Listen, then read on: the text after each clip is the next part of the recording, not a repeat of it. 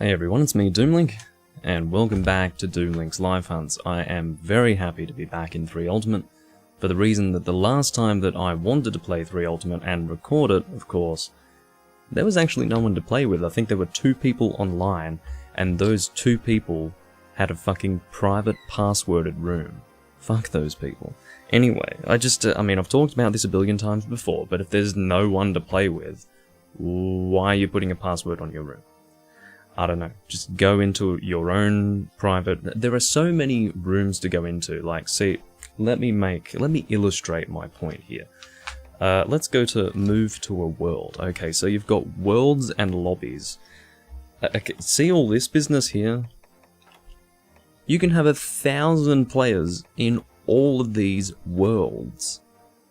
It's a bit overkill considering there's 18 people in the world playing at the moment, but the point is that imagine you've got all these worlds, and then in a world, World A will say, this is free, there's no restriction. You can see that you have to be either Hunter Rank 1 or 2 to enter this one, you have to be either 3 or 5 to enter this one. You can only be G rank when you're in this room, and this is just for people to, limited to hunters with the same goal. I don't even know what that's supposed to mean.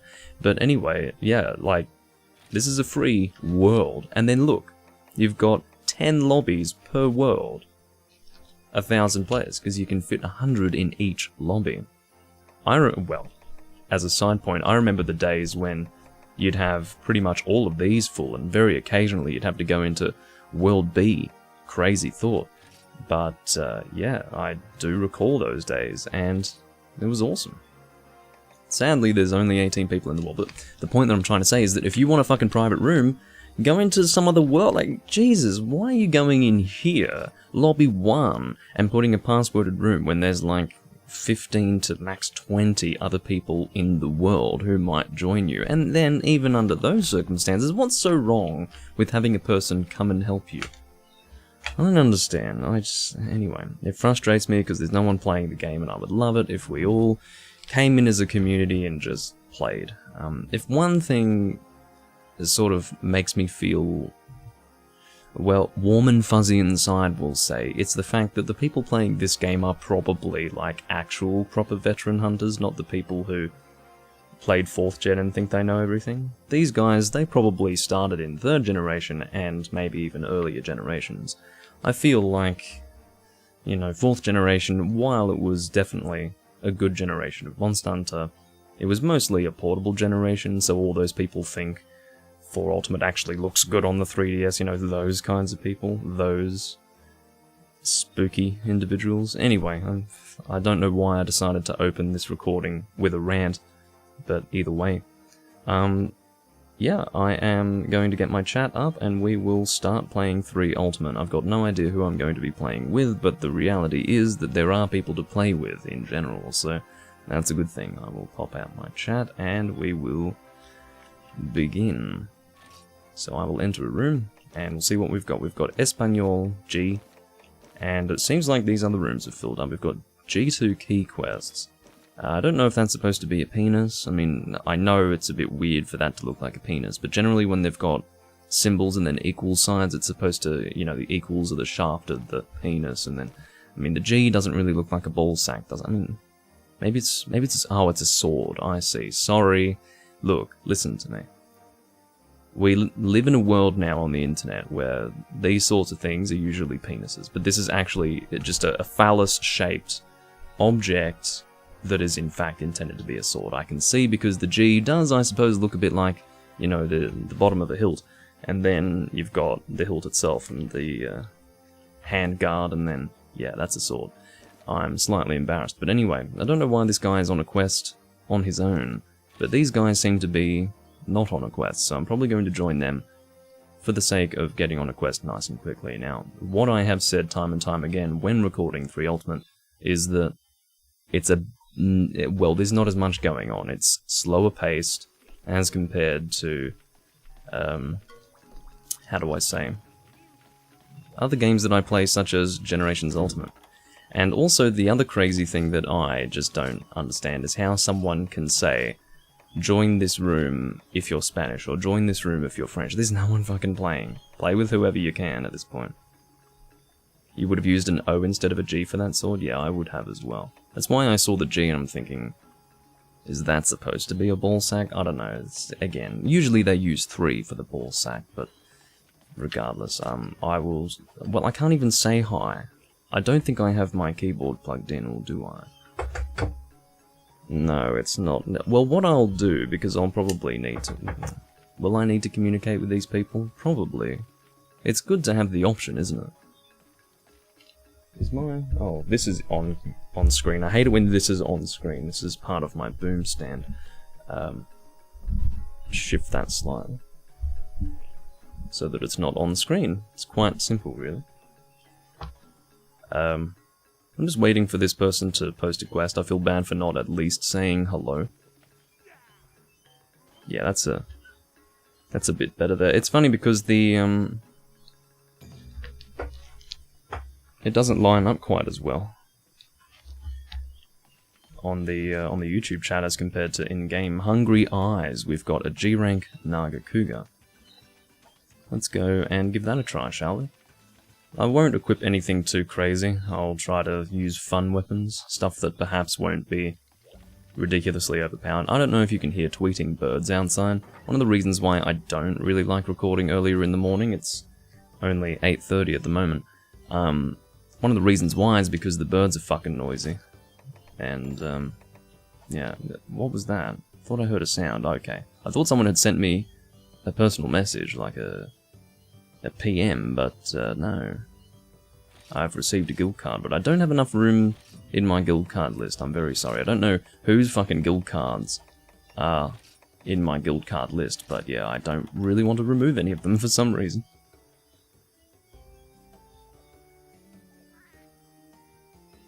My lighting's quite fine. I don't know. I'm not talking about my lighting, I'm talking about the sounds outside. Tweeting birds.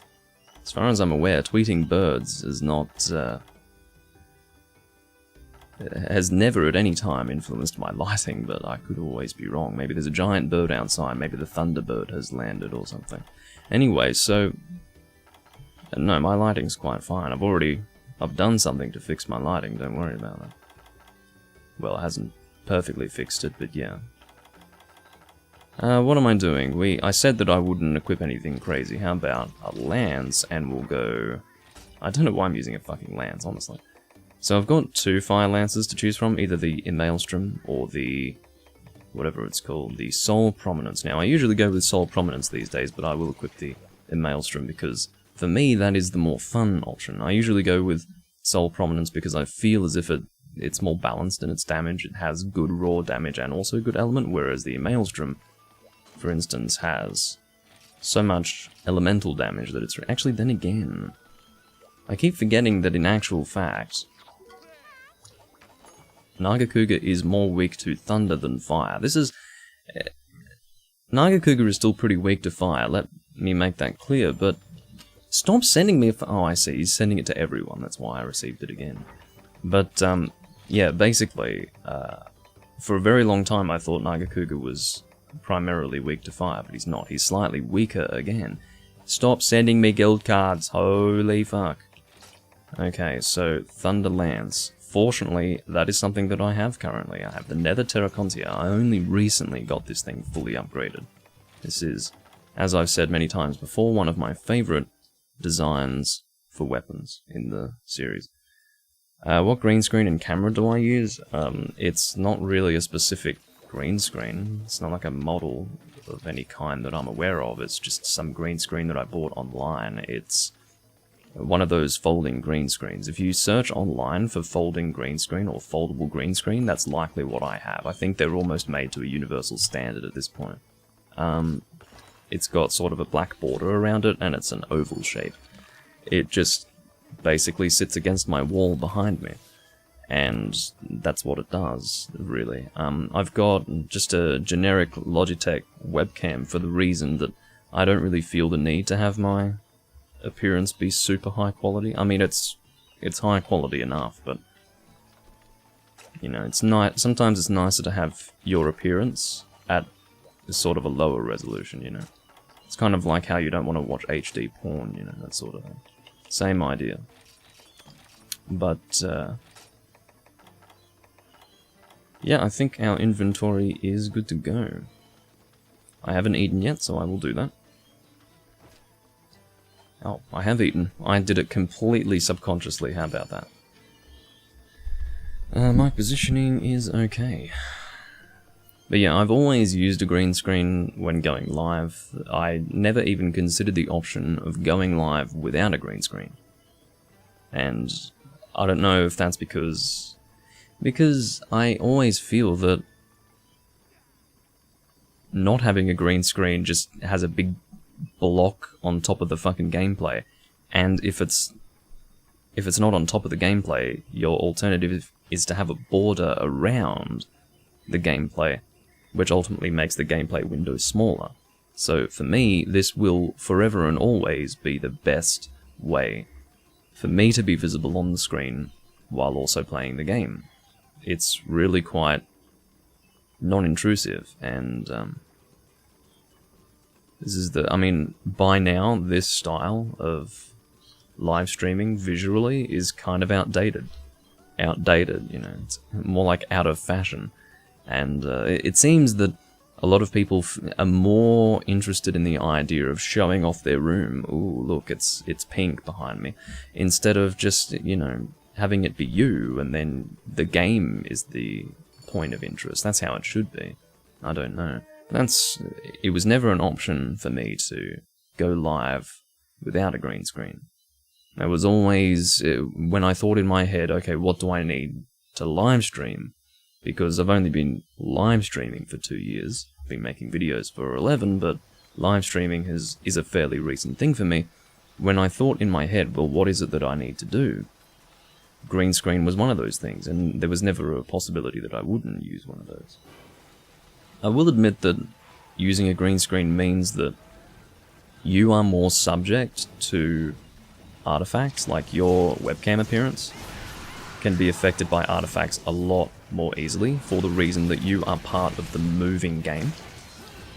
Like, your appearance is mixed in with that, so it can cause artifacts on your webcam view. So that's one of the reasons, again, why I've had to go to the lengths that I have to ensure that my recordings look good, you know. Yeah, I don't understand why streamers don't use green screens. I think it might be laziness, because, like, quite frankly, you can get a green screen to work. It's not difficult. It was never at any time too difficult for me to manage. The reason why I didn't stream until fairly recently is because I live in Australia. Our internet fucking sucks. It was only very recently, 2 years ago, that I had internet that could even stream at all, because my upload speeds were always shit. I mean, my downloads were never good, but upload is always worse than your downloads, so obviously going live was just not an option even remotely. Had it been an option, I would have been live streaming at the beginning of live streaming being a thing on the internet, but I simply could not, so it was not something that I considered. I considered it slightly, sort of in a preemptive way, thinking, okay, eventually I'll have internet good enough to stream, so I wonder what I would need to do, and I wonder how I would do it. And then eventually the time came when I had fast enough internet to stream, and then I started to put that plan into motion, and then it was early 2018 when I actually started doing that. So. No, early 2019, sorry, I'm all over the place. It's actually only been almost 2 years now. It's been less than 2 years since I started. I'm rounding up to 2 years. It was early 2019 when I started live streaming. So, yeah. This coming January will be 2 years of live streaming for me. Hey, gaming, good to see you. But I enjoy live streaming, it's good. It's a different way to present my stuff. I like to be able to communicate with people. That's the biggest thing for me. I've talked about this before, but basically, I spent 9 to 10 years making videos without talking to anyone, because I never had a community of people. So, yeah, being able to go live is an opportunity to communicate with people and have a conversation, which I was kind of starved for just that communication. And, yeah, it finally happened, and really it did help to build a community, I found. Because you can actually connect with them. You're not some disembodied voice. And also I was feeling that I wanted to have a personal presence as well. That is my person. Because in the early days of Let's Playing, you would never even consider for the briefest moment actually physically appearing on camera while recording a video. I mean, not only was it logistically difficult, it was also a privacy concern. But the internet's changed these days. A lot of people have given up their privacy. And, in my case, I don't know. I'm not overly concerned about it. But, yeah. In the past, you would never consider it, really. Or I wouldn't, anyway. It certainly wasn't expected, as at the very least. I mean, there were people out there who showed themselves in actual fact. I mean, the three that I recall were Dark-Minded Sith, Griffin Lobster, and Exits Tyler. They all showed themselves among the people that I used to watch. But that was not that normal back then. Usually it was the actual personalities that showed themselves. YouTubers like, what was his name again? Peter Chow, that's right. I think he still exists. And then Shane Dawson as well. And Niga Higa and Smosh. And all of those people. Those were the early YouTubers were going, 2007, 2008 sort of thing. And they would have begun in 2006, no doubt. I think the only one of them, the only people that I watched of those in 2006 was Smosh with their, and I didn't particularly enjoy them, but I thought their Mortal Kombat video was pretty funny. It was in the very early days of YouTube. But, yeah, I have a lot of respect for the people who were there in the beginning. And we won't talk about Ray William Johnson, because he was never a personality. He was just a guy who, I mean, it was a good idea, wasn't it, to get other funny videos and then create an illusion of your content being funny, when in actual fact it's not you that's funny. You're just, I suppose, curating funny stuff and then presenting it in a rather unfunny way, to be honest. I mean, he was never funny. And this is what really concerned me. I'm not going to go into a rant about Ray William Johnson. His time has long passed. But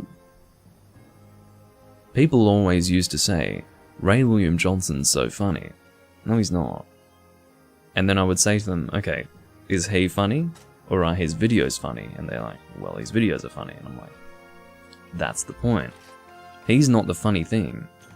So, don't say he's funny, because that's stupid. Anyway. Oh, Fred. I always hated Fred. I never got him. Never got him. Never, ever, ever, ever got him. But yeah, I think I've got no idea what happened with Peter Chow in terms of how his content changed, because I know YouTube reached a point, it might have been in 2011, 2012, when they decided that people who were making money from YouTube had to be family friendly. And Peter Chow, or Pyro Booby, was the name of his channel. He was anything but family friendly. He would swear like a sailor, that guy. But yeah, he must have stopped. Which is a shame, because that was part of who he was, you know. KJ left the port. What is our next quest? Azure attack. I'm down for that. I'm not going to... Well, I may as well do this guy's quests until he gets into endgame G-rank. What else am I going to do with myself? There aren't that many people to play with. I don't have a huge number of options here. I will go with a light bow gun. We will equip the Ala gun set. This is my elemental light bow gun set, and I suppose, yeah, Thunder will be the ideal element here. I do believe Azure Rathalos takes more damage from Dragon, however, I think I would prefer to shoot this than dragon. I've definitely several times on camera used my Dragon Light Bowgun set, but I don't feel the need to do it right now. It's a lot of effort to go to for a single Azure Rathalos G-Rank. So I won't bother. Oh yeah, of course, Cinemassacre, he was a big part of my childhood as well. Huge part of my childhood. And then a few years later, Nostalgia Critic and all the people who were affiliated with Nostalgia Critic, such as Angry Joe. And Angry Joe was really interesting because he was a huge niche for a while. And then I think it was in 2015, he went huge, he exploded. I think Angry Joe had been going since around 2008, 2009. And he made really good stuff. I mean, it's not like in 2015 he suddenly started making really good videos. No, he was really good before that point. But suddenly it went from what was previously a niche to he was a major game reviewer. And that's good for him, really good for him. But I didn't watch him as much as I watched Nostalgia Critic, and Nostalgia Critic was more of a movie reviewer, so. But I very much enjoyed his stuff, he was great. I need thunder shots, please. Where are you? There you are. That should do me. Off we go. What are my skills? I've got Black Belt and Hurler. What joy. Yeah, Peter Chow's still making videos. I'm quite sure that I have seen... I think I watched one of his videos somewhat recently, and I think it's like still the same shit, you know, Chinese jokes and stuff like that. But, I suppose culturally the video of his that I remember best was might have been the trailer for the second Twilight movie. And he's just reacting, and you can see the screen glowing in his sunglasses, because he always wore sunglasses for some reason. And his, I don't know, I didn't even find him that funny, I just found him entertaining. You know, there's a difference between funny and entertaining. I found him entertaining. I wasn't sitting there laughing the whole time. What are we doing? We are over here. Okay. You're still salty Frontier never came to the West? I really got over it after I realized how ultra anime it became. I don't believe there's any way to play it, although I could be wrong. I would say that there are definitely people out there who are trying to continue to play it, so don't take my word for it as to whether or not it's playable, because it may very well be.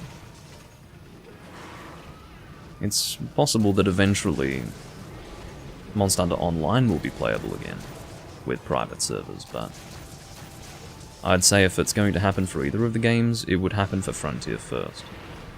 I just feel really sorry for all those people who had their progress lost, because some of those people had played that game for 10 years or more and just lost it all, which is terrible, to be honest. Really sad.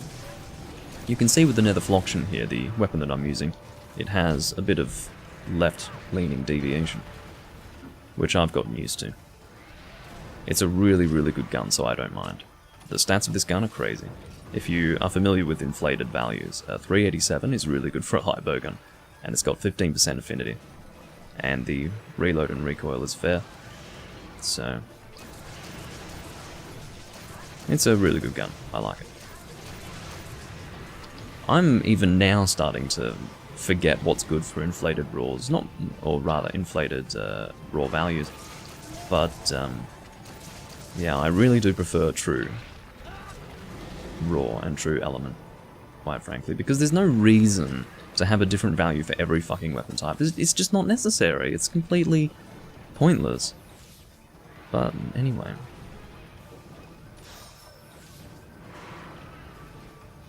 I believe true values were first displayed in Portable Third, and it was confusing at first for sure in Portable Third. You know, being used to inflated values and then suddenly seeing that a weapon had 30 element, you're going, 30? Doesn't even have 100? What's going on with that? And then you realize, well, actually 30 is 300, because it's true values. And then you get used to that, and it makes sense, because it's the same for all weapons. Of course, the elemental value doesn't change across the weapons, but the raw value does when it's inflated, and I hate that. I may as well break the other wing.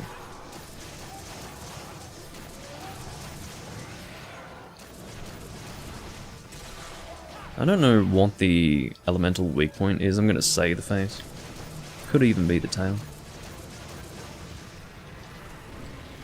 course, the shot zone is the legs, but in terms of the elemental weak point, I mean, it helps to know the fucking elemental weak point when you're using an elemental gun, but oh well. Too bad. I'm doing enough damage anyway. This is a great gun. So I think at this point I have all the nether weapons except the heavy bow gun fully upgraded. Pretty sure.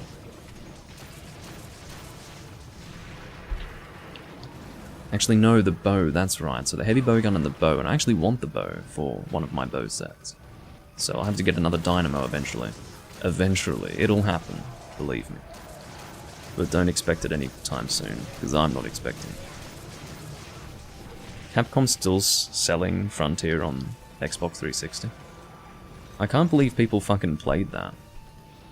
Of course, it was Japanese only, but I think that was released in, what, 2010?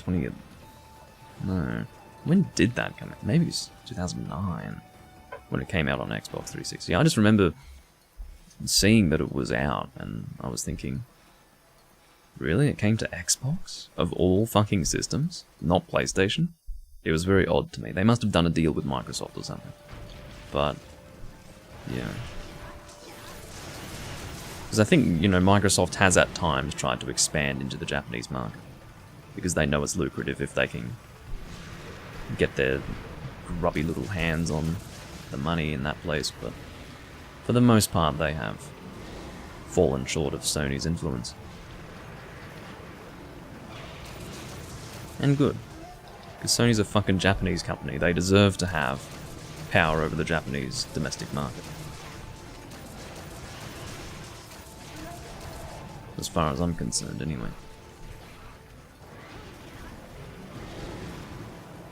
I'm not saying Sony's perfect. I have my issues with Sony as well. That's the ancient argument in the gaming space. Sony versus Microsoft. They both have their issues. They both do dumb shit as companies. That are incidentally not in the interest of gamers. Oh yeah, also this armor set does have peak performance, so it's important that I stay at 100 HP. Well, 100% HP. I'm actually at 150.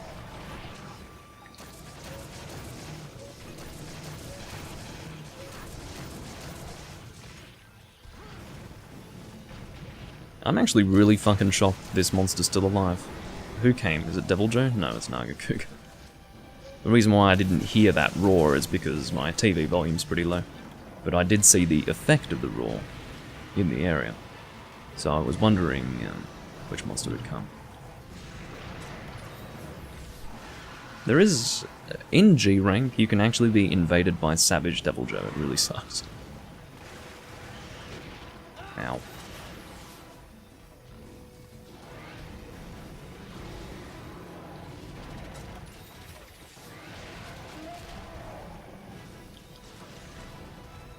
And this was Savage Devil Joe's first appearance here.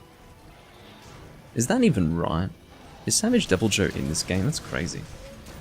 But I believe this was his first appearance. When was the last time I fought him? I don't think he has... He's not a proper subspecies in this game. He's like a... He doesn't have his own drops, I don't think. No. He is in this game though, isn't he? I'm 99% sure he is, but it's strange because I can't really remember fighting him recently in this game. But my understanding is that he's not a proper subspecies. He's not listed as a different monster. He's just...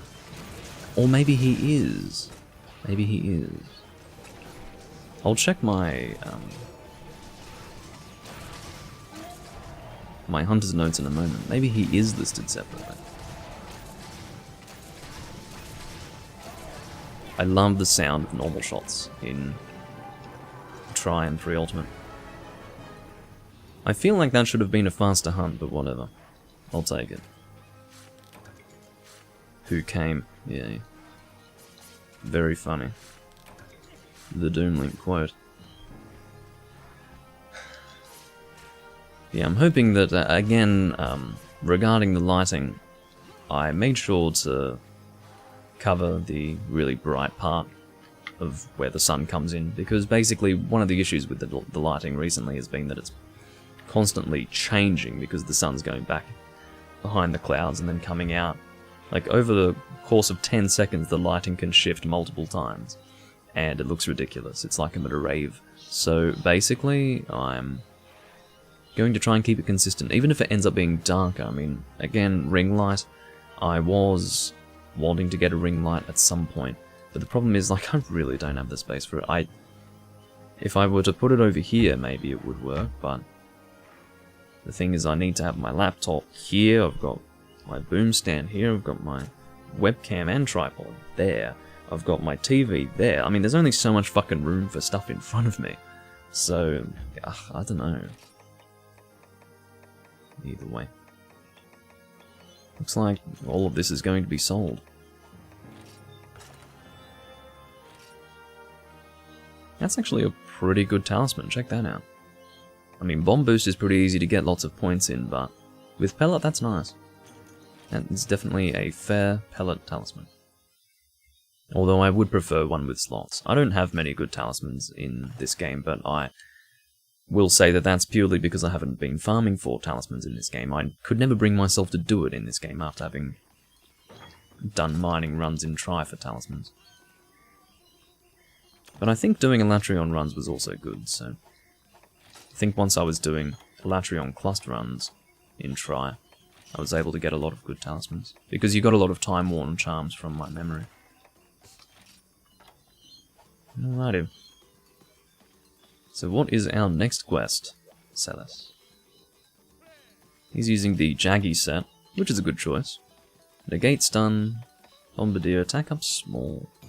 I'd definitely try to get more attack than give myself Bombardier, but I guess he doesn't have any sort of attack talisman. I have to say, Black Diablos is far from my favourite monster, but if that's what you need, I will go and fight it. I don't need... Can you tell me if you can hear those birds? Because they're so fucking loud. It's just unbelievable. I've got my windows closed completely, and they're going completely nuts. It's insane. They're actually... If I opened even one of my windows, I'll tell you what, it would be so deafening. Because it shuts out a lot of background noise. If anything gets into the microphone from outside when I'm doing a recording, it means it's fucking loud, because, again, I can make my room a pretty sealed environment sound-wise, so... Yeah, 3 Ultimate does have a nicer user interface, most definitely. Same with Tri, to be honest. Tri had the best user interface, in my opinion. What am I going to use? It is... Black Diablos. Could go Pierce Gun, that would be a weird choice, wouldn't it? Maybe not.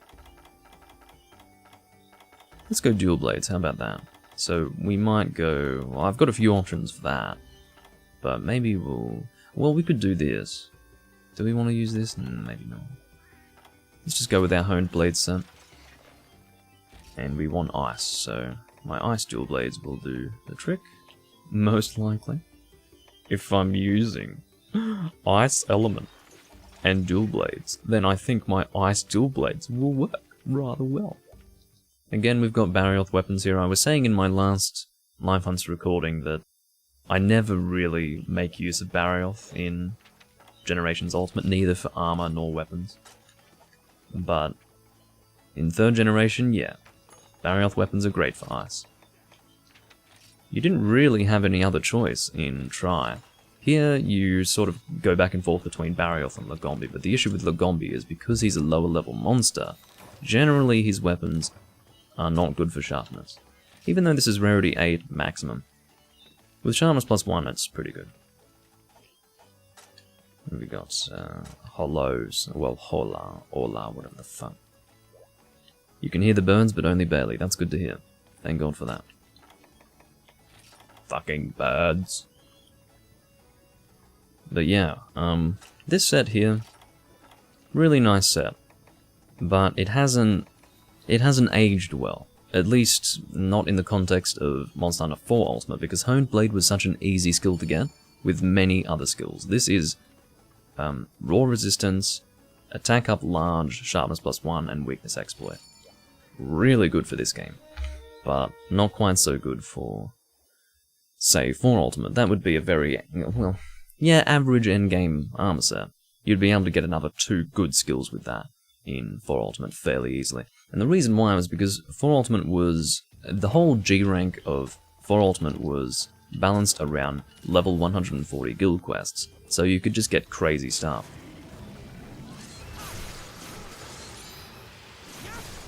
So yeah, these dual blades are basically portable third dual blades that I'm using right now, and it was really fun to sort of try effectively, but with portable thirds changes. Because for me, if you haven't played Try, but you have played 3 Ultimate, you've practically played Try. You haven't had the Try experience, likely because you didn't play online, but still, this was a worthy Monster Hunter experience in place of Try, I would say. My stamina management isn't incredible, but that's alright. Let's aim for the weak point here. Of course, we've got pretty good affinity here, I'm guessing 30. 25. Oh fuck, couldn't roll far enough. Alright, I'll be careful of where he's going, or she's going. This is a female monster right here. Regular Diabolus is the male. Well, as I understand it, Diabolus can be male or female, but Black Diabolus is only female. It is a female subspecies. Not that it matters that much, but thought I'd mention that. Oh my god. I thought he was coming from or she was coming from a completely different place. I'm getting hit a lot, in case you hadn't noticed. Don't do the tail. I'm stuck in my healing animation, can you not do that? Well, let's just go in there. At great risk to myself. Get ready to dive. Alright. Oh. Are you fucking kidding me? It looked like she was going in a different direction to me. She looked like she was going way off somewhere else, but somehow that was right on me. That's really embarrassing. Whatever.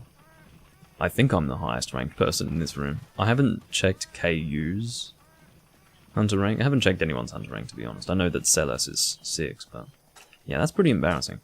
Anyway, it's because I really did think, I mean, I was ready to dive, but as soon as I saw her, I was thinking, nah, she's not going in my direction, but she was, which is a bit crazy. I don't have any stamina recovery items, so that's a shame. I'll go this way. But yeah, when I do play Generations Ultimate, I do miss these locations, you know, the Try locations that also appeared in Portable Third. Because these are the locations that really have a lot of nostalgia with me. I'm definitely nostalgic for the 2nd generation locations. Well, I should say, more specifically, the Freedom 2 and Freedom Unite locations. Not all of which appear in Generations. The forest that is unique to Front... That's a double kill, is it? Yeah. Wow, what a prick of a monster. Okay, well, that's frustrating. Now, keeping in mind that this is a completely different culture of hunters here, so there's no one's going to leave. We're going to be perfectly content to do this again, because, you know, people don't have a fucking bad attitude in this game. Definitely when I played this game after having played Try, I felt as if everyone had a bad attitude. But that was only compared to the Try community, which was one of the best communities I've ever engaged with. But compared to the Generations Ultimate community, these guys are fucking saints. They're gods among men, so yeah, I'm looking forward to continuing to play with these people. Because it's a nice reprieve from the Generations Ultimate community. So I might go with the gun. I might go Pierce gun, yeah. Heavy Pierce. I don't have a light Pierce gun in this game, which is a shame. I remember my my Pierce set in Try was a light Pierce set. I used Diablo's armor pieces. I think I had a mixed light bow gun of Devil Joe and other pieces. And I had an Adrenaline Pierce set as well in that game. Or that might have had Adrenaline on it anyway. I might have gone Adrenaline every time I went Pierce in Try because I was a bit of a try-hard. But yeah. Try wasn't even that small of a community, to be honest. And not that many more people appeared in this game. It was just a happy accident that for some reason, Try was just filled with so many amazing people. I don't really understand how it happened, but it was an amazing community. And it will never be repeated. I'm just glad that I was there to see it. I'm glad that I lived on that game for 2 years. Because it was really an amazing experience.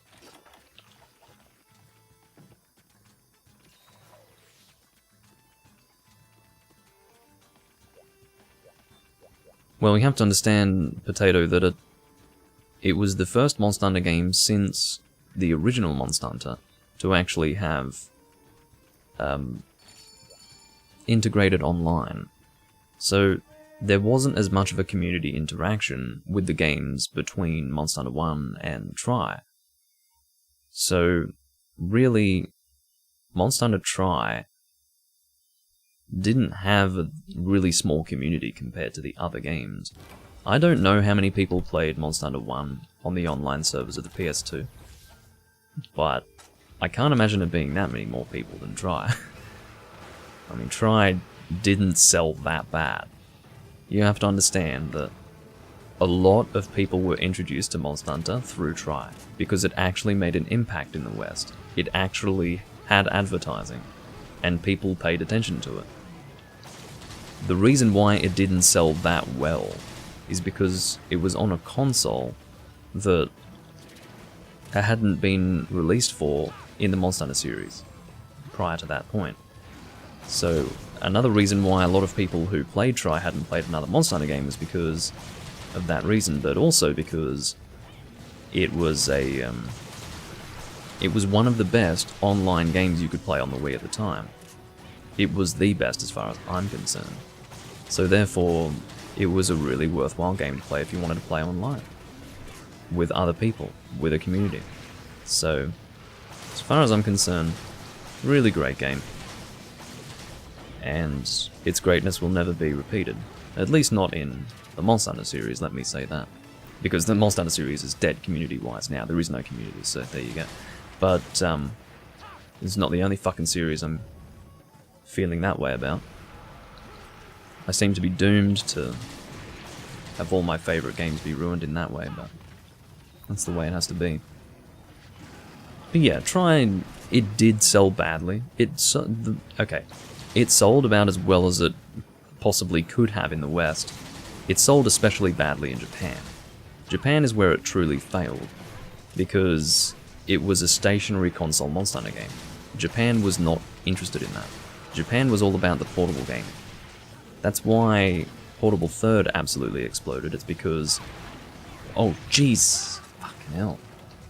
But yeah, 2 years had passed between the release of Freedom Unite in Japan in 2008 and the release of Try, or rather the release of Portable Third in 2010 in Japan, and all those people who didn't play Try were looking for a game that would suit their needs, portable gaming. And then Portable Third came out and it absolutely exploded. It was a cultural phenomenon in Japan. Monster Hunter prior to that point was a cultural phenomenon, but it was even more so with the release of Portable Third. And in Portable Third Shadow in Japan was Try, not really having done anything, because it was really only the hardcore Monster Hunter fans that were playing it. So, that's how it was. Monster Hunter just wasn't a stationary console game in Japan at that time. But in terms of its performance in the West, it had a presence, it really did. Like, it was in game stores. I didn't find out about it reading about it online or being told about it by anyone. I saw it in a game shop multiple times, like in every game shop that I went to. In the Wii section, it was there. And it stood out. It had a really good game box. And I was like, wow, there's a Monster Hunter game on the Wii. And I've said this before, I was expecting the worst. But as soon as I saw that classic controller icon on it, to say that you could play it with a controller, I knew, okay, this is going to be great. And yeah, it's... And the box that I'm talking about is exactly this box. It's backwards because I've flipped my camera, but this was in game shops. It was just sitting there in the Wii section, and it was amazing. It looked great. And as I said, it really stood out. So, are you fucking kidding me? I mean, to be fair, it's a surprise that I didn't die in the process of trying to show this thing off, but yeah, this is an unopened box, exactly as I saw in stores that day. We failed again! Twice! What is this team? You know what's really awkward is that I have twice now contributed to a failed quest, so I can't really say anything. I can't be like, what's going on with the team? I mean, I'm the guy who should not be dying. Oh my god. Anyway. The point that I'm trying to make is that, as far as I'm concerned, Try did very well as a Monster Hunter game in the West at the time, and its community wasn't overly small. It was small compared to what you might have today, but at the time it was on the Wii. It was a niche game, and in that context it was fine. And yes, less and less people played it over time, but I never saw anything like that with this community, which was not that much larger. There were when this game came out, there were as many people, if not more, playing this game than Try around the time it had come out. But yeah. Never saw anything similar to the Try community here in this game. They're talking... What's this guy's hunter rank? Looks like 80. Is that a key quest? I think it is. I can't remember. Because I don't see the true key quests. Why is KU leaping? That's a bit of a bad attitude. Let's go, look at this. So, he's like, do you speak English? And he's like, yes. It's like, is that a key quest? Because I don't see the true... He couldn't even finish his sentence and KU just left. It wasn't a disconnect. I saw him leave. Intentionally. What a prick. He's like, I don't want to deal with this. I just want to hunt. On the internet, I see Double Joe or White Laggy and Goebel, but...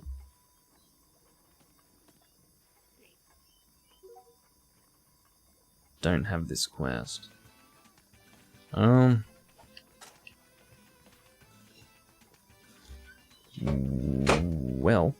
looks like I have to try and type to him.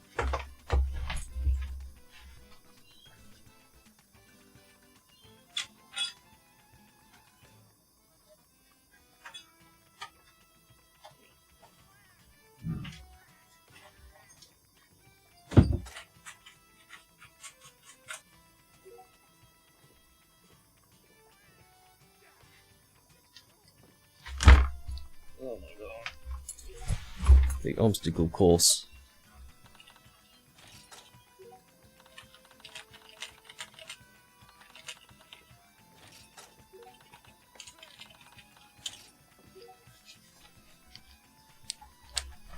I was going, am I going to need to type to these people? The answer has clearly become yes.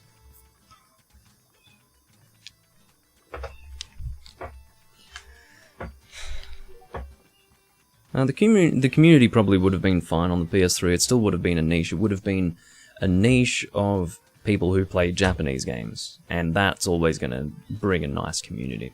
At least, you know, back in 2010 it would have. But, yeah, and hey, Atali, good to see you. But, yeah, I'm not sure why they didn't release on PS3. I think there might have been. Capcom's relationship with Nintendo and Sony has always been interesting, the way in which they interact. But yeah, I don't know what the key quests are. I've got no idea. I did them so long ago.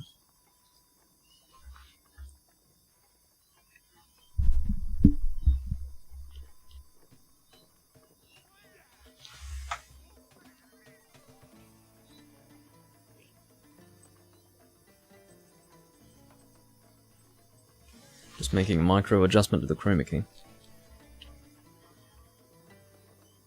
Yeah, I'm doing well, Artily. Doing very well. Yeah, I've shown this many times, but this box, and of course the colours are being taken out of it because I've got the chroma key on. It's actually a much more brilliant blue than what you're seeing. That's the Australian classification. It's M for mature audiences. Well, this is actually, it's just mature. Now, I don't understand the fucking Australian rating system because you've got mature, okay? But then they've got MA, which stands for mature audiences. So I would read this as mature audiences. It's like, well, mature? Why is it the... I guess they're saying it's mature themes, like mature themes, so the content is mature. Whereas MA is restricted to an audience of mature people. I don't know. In any way, MA mature audiences is 15 and above. So, there you go. How long will I be on for? Well, I only just started... Well, actually, I've been live for 50 minutes, but I'd say I'll be live for another hour at least. That would be my guess. I'm going to put this back.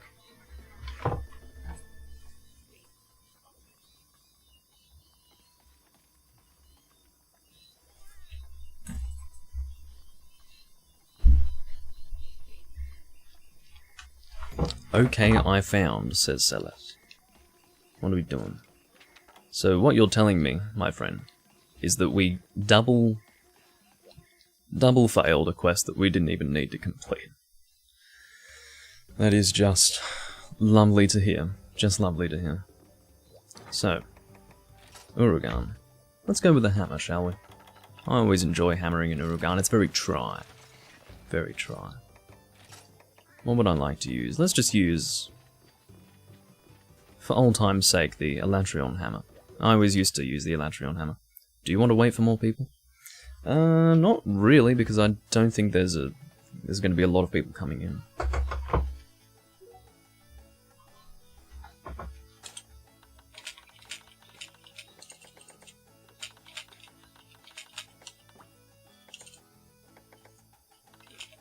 I'll say a minute or so, seeing as though I can't fit a minute or two.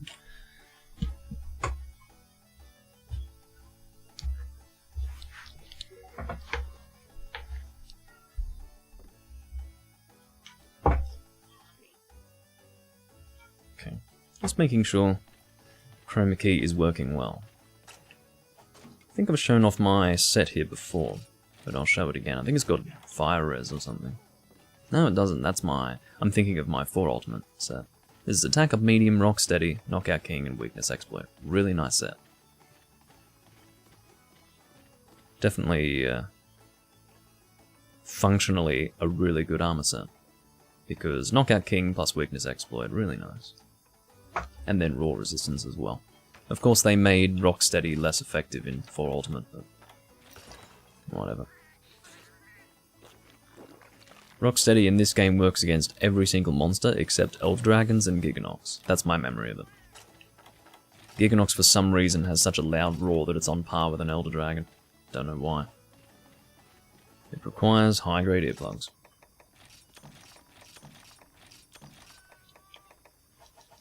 That's another monster that I don't often fight these days, Giganox, because, of course, they decided to bring back Kezu. Why? Why bring back Kezu, of all fucking monsters? And then, they've decided that Kezu and Giganox cannot be in the same game together. Alright. I guess they didn't want to put Giganox into a different environment. Maybe that's what it was. Maybe the Tundra was just a better environment for Giganox to be in. So they just kept him out, I guess. Which I'm fine with, honestly, because, quite frankly, the only reason why I have an issue with it is because if they're going to bring back a monster, I'd rather it be Giganox, but I'd rather they didn't bring back monsters, that's the thing. They could bring... well, okay, let me put it this way. It's fine for them to bring back monsters in a game like Generations Ultimate, because it's supposed to be a celebration of all the games before that point. That's the idea of Generations Ultimate. But... well, I suppose with that in mind, I could have lived without them bringing back monsters in Monster Hunter 4. But the whole thing with Monster Hunter 4 was that it was bringing the older generation into a new generation of Monster Hunter, which felt okay, but we can't do that every fucking time, you know? Can't start, now that we're in 5th generation, bringing all the fucking monsters from 4th gen in. It's, oh my god, it's an endless fucking cycle of the same monsters. How boring. Anyway. I mean, it would be sufficiently entertaining for me, but it's not what I prefer, that's for sure.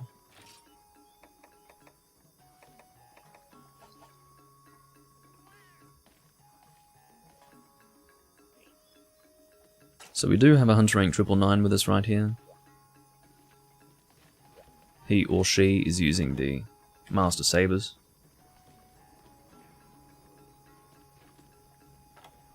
Okay, so this guy does not have a legitimate account. You would have a better set than this if you were actually Hunter rank 999. Sorry, like, fact. That is a cheater right there.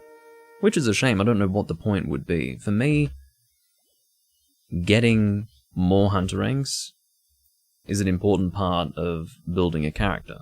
So just cheating to 999 and then continuing to play? I don't get it. Anyway, I wouldn't mind being at 999 if I had gotten there legitimately. It would be a shame not to be able to progress through a Hunter rank anymore, but at least I could say, well, I've done that, and now I'm at the max. Great.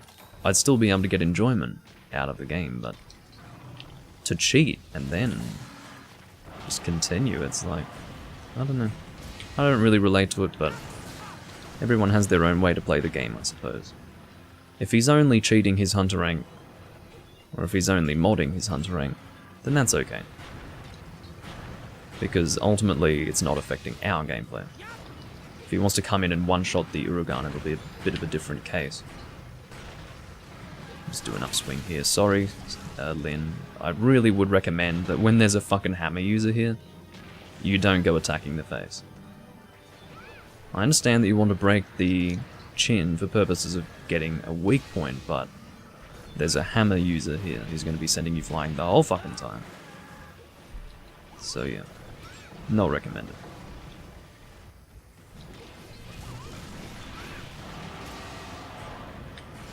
Come on, is this well timed? Yes. Well, sufficiently well timed anyway. Sufficiently well? That's weird.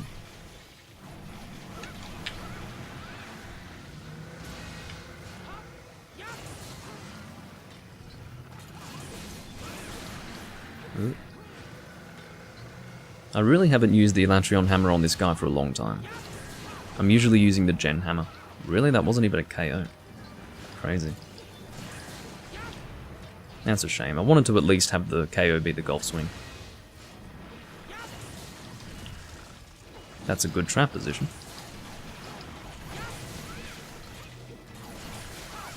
I don't think the chin will last too much longer, honestly.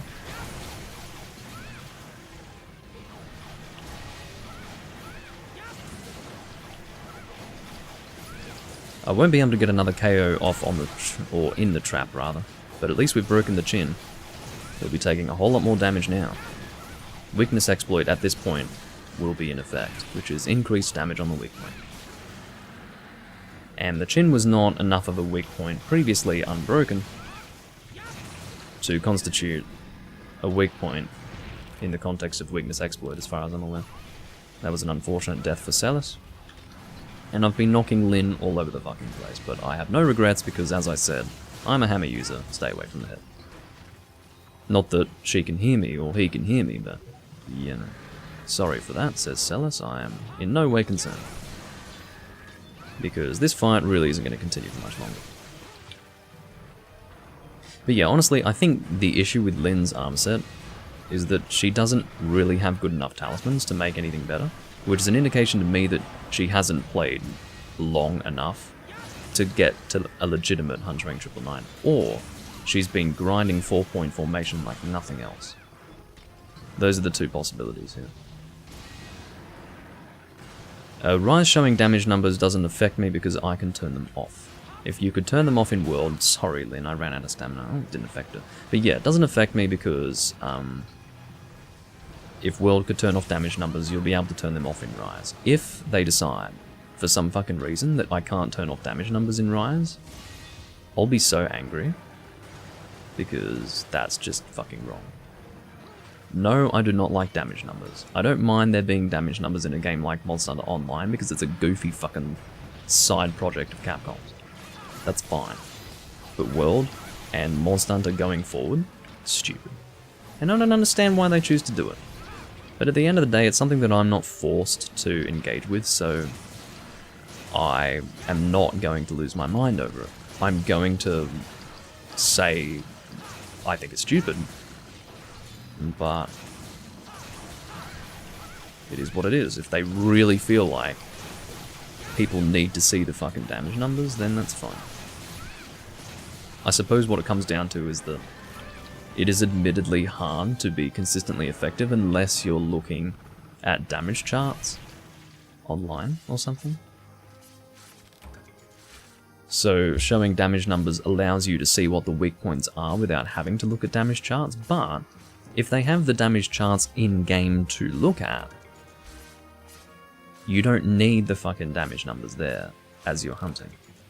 And I'm pretty sure they did the same thing in World. They actually had the hit zones displayed in something like in your reference in-game. So really, why do they feel that they need to go to the next step and display damage numbers? It's weird.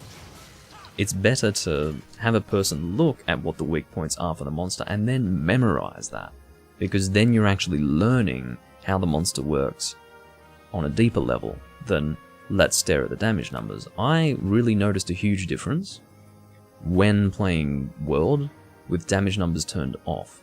For the entirety of my PS4 play of World, I had damage numbers on, but when the game came to PC, I turned them off. And it was completely different because you don't realize it, but you are focusing your eyes on those damage numbers a lot more than you should be. Because it's part of a subconscious gratification process. You see the bigger number, you get gratification from that. But what ends up happening is that your gratification should be the process of hunting, not looking at numbers appearing on the screen. And again, I didn't realize that that was what was happening until I had turned them off, because it gave me a perspective. I was hunting the monsters in a different way when I turned off the numbers, because I was watching the monster more carefully. I wasn't being distracted by these numbers. Now, maybe not everyone uses damage numbers in that way. Maybe they just use it as a point of reference. They don't stare at the numbers like I did. But I don't know. I think it's a fucking distraction from the actual hunt, and it's just better to have them off. I made that observation back when I first got the PC version, and I included that in my random hunts videos of the day.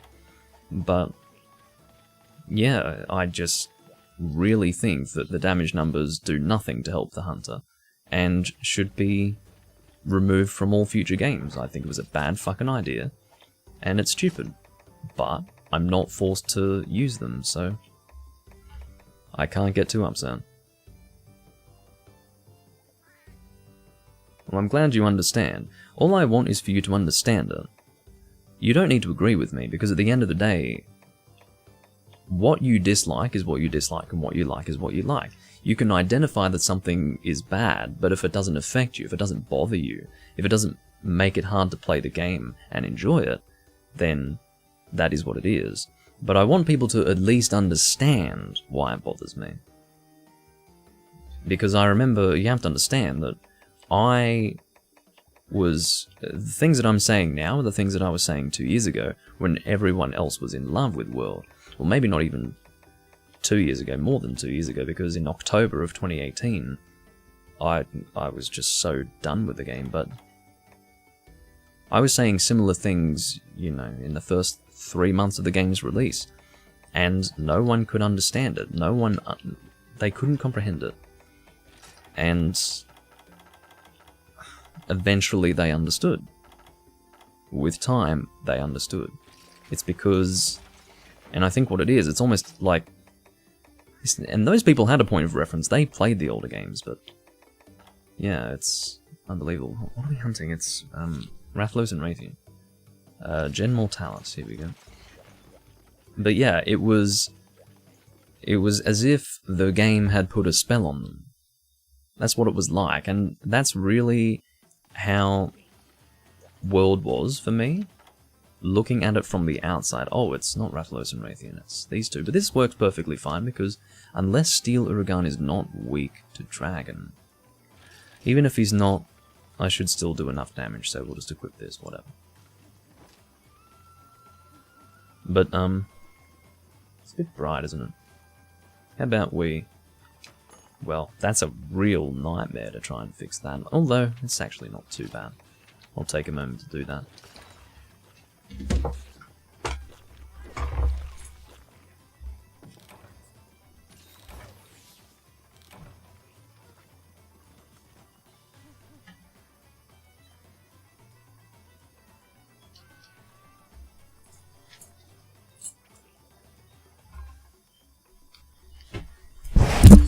Ooh, sorry. It's still kind of bright, isn't it? But it's better than before. More balance. But yeah, for me, World was a huge step back and not the way forward. But doesn't matter because no one gives a shit. Because the majority of the players didn't play the older game, so they've got no point of reference, and they will have no reason to complain, and they will continue to watch the game be run into the ground, not knowing any better. That's how it is.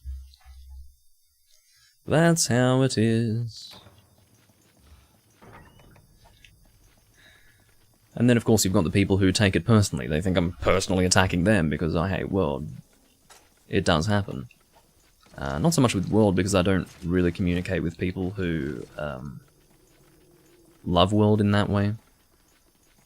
But I do see it with Bloodborne. I hate Bloodborne. But people love it so much that when I talk about how much I hate it, they think I hate them or something. No. Stop attaching your ego to the things you like.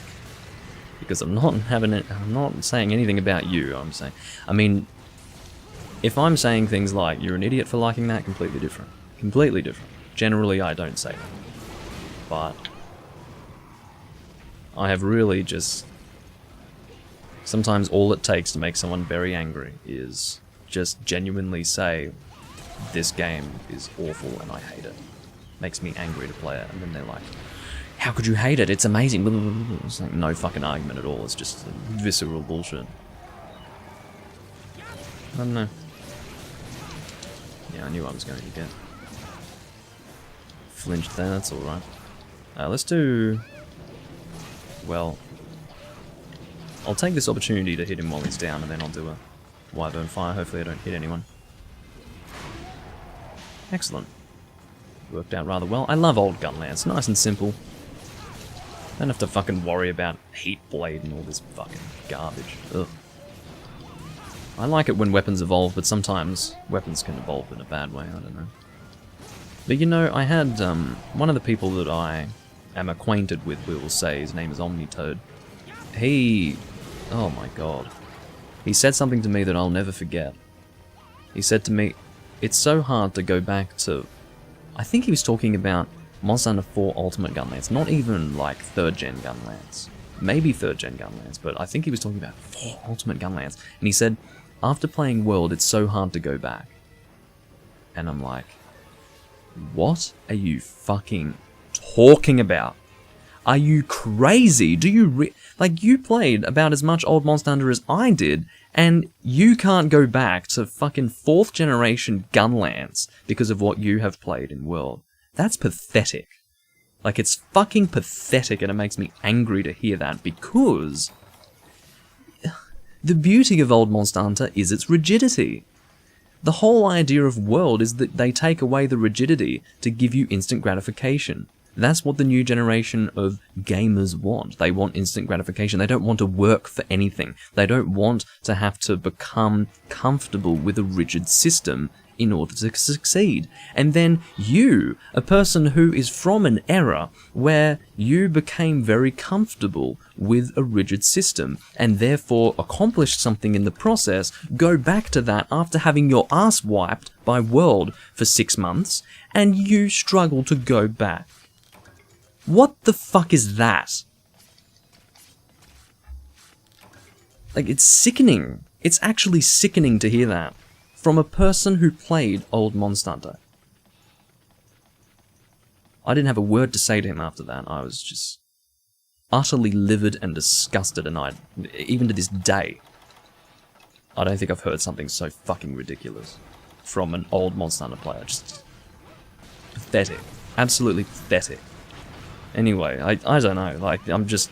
The reason why I'm so angry is because he, you know, we are cut from the same cloth in that regard. We were heavily invested in old Monster Hunter, and yet he's got such a disturbingly warped view after having played World. And I've got no idea if he still feels that way. He probably doesn't. Because that was the nature of World's fucking hypnosis over people in those days. But, and this is, you know, going back to around the time the PC version came out from memory, so mid-2018, but oh my fucking god. It was...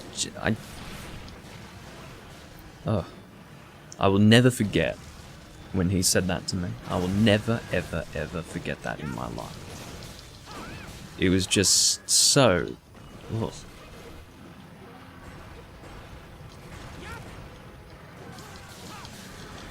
Anyway. It's actually pretty difficult for someone to say something that would make me that angry about that. Wow. That did it that day. I didn't say much to him. I mean, I probably made it very fucking clear I was beyond disappointed in what he had said, but yeah, I didn't say you are actually retarded or anything like that. That's what I felt in my heart in that moment, and just as well we were only acquaintances and not actual friends, because that would have been an end of a friendship probably. I don't know, because it was the most fucking clueless thing I'd heard anyone say. It's like you were not even playing Monster Hunter before. It's like Monster Hunter took you for a ride and you didn't take anything on board mentally, emotionally, and then now it's all gone. It's like Monster Hunter left you with nothing, and here you are, a slave to world design. So strange. So strange to me. Anyway, is that a capture? I think so. Which is nice. Saves us some time. Yeah, World's Gunlance is fun, for sure. But to be unable to enjoy what was a good thing in the past is pathetic. To actually not be able to go back. Oh, it's so hard to go back. I don't understand that. Yes, there's an adjustment period. Obviously there's an adjustment period, but 2 quests, mate.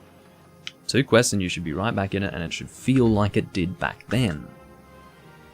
That's how it is for me. I don't know why that's so difficult for other people. I can go back and enjoy 2nd generation weapons. They're terrible. They're really bad. Like, there's an argument for that. There's an argument for the fact that 2nd generation and 1st generation weapon combos being too primitive, too old, too outdated. Yeah, that might be hard to go back. I can still go back and enjoy myself in those games, but that might be because I started in those games. But people who maybe didn't start in them might have a harder time. I think he started in those games, but yeah, and he's like talking about 4 Ultimate, maybe 3 Ultimate, but there's nothing wrong with the Gunlance in those games. They were really nicely done. Like, Portable Third had a great Gunlance. After the simplicity of the Gunlance design in Freedom Unite. And if you enjoyed it back then, there should be absolutely no reason why you can't still enjoy it today, because it's no different. Your point of reference has changed, but it's not like it's so fucking terrible now that you go back, that you just... I mean, I don't understand. Don't understand, personally. I could have sold that, but I guess I didn't want to. You know, the sun is actually so bright that it's shining onto my carpet and is reflecting onto my face. And it's bright. Like, wow, that's insane. What's wrong with the sun? Good thing I'm covering the sun's light. Green Nagakuga. Is it thunder or fire for Green Nagakuga? I think it's fire. Yeah, it's a different thing for a person who maybe didn't play so much older Monster Hunter, but he played a lot. This is why it made me so angry. Because it's such a shame to not be able to go back to that. For such a fucking shallow ass reason. But at the end of the day, the way he plays Monster Hunter is none of my business, and I have never gone out of my way to make it clear to him how I feel. Partially because we weren't friends, but mainly because it's, again, none of my business. But it's that sort of ignorance, which is what it is in my opinion, that allows World to blast off in a completely different direction to what Monster Hunter should be, in my opinion. It's the people who are so easily taken by pretty animations. I don't know. What are we hunting again? We are hunting Green Knight Cougar. I will go with... yeah, I guess a fire weapon, but... yeah, we'll go longsword. I'll go element. This set is not particularly good. It's alright. It's not like a bad set, but... if you look at the skills... Blightproof is whatever. It doesn't really need to be there. Mind's Eye's nice. Evade Extender. It's a weird set. It's a very odd set. It's one of my strangest Monster Hunter armor sets. But, yeah, the Pro 162. I am 368, and the other guy is 999. Pro. Anyway. So I'm probably going to shift that thing covering the light, because it's so fucking bright. I guess I'll enter the quest first, seeing as though everyone's ready. I'll be back in a moment.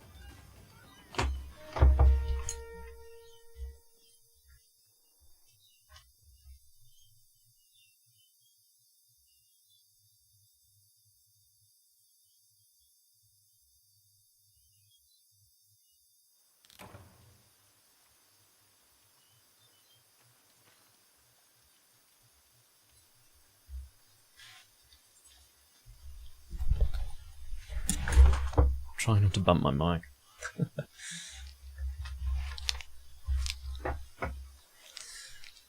Alright. I have no real desire to turn every fucking Monster Hunter recording that I have into a world rant. No desire. But it happens. It happens. I'm just ready to approach Rise with a blank slate and just be like, okay, I will let you impart whatever impression needs to be imparted on me, and I will hope that it's a positive one. That's all I can say. I do not have raw resistance here. But yeah, I will just, I have to be open to Rise, it might be fine. No, I don't like using the wire bug in combat. Don't like it at all. Never even tried it, and I don't like it.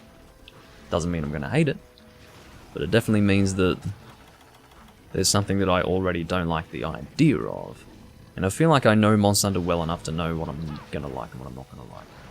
Get in that trap. Okay, good. Someone else detonated those bombs. I don't know why that person went straight into attack. I mean, obviously those bombs were going to detonate. I don't know. There are certain things that fall under game knowledge and other things that fall under common sense. I would love to get my charge up, please. Oh my god. There we go. I'm losing sharpness very quickly because the Dire Morales weapons really do need to have sharpness +1, because they just have such little sharpness with purple and white that you just drop down through the sharpness levels too quickly.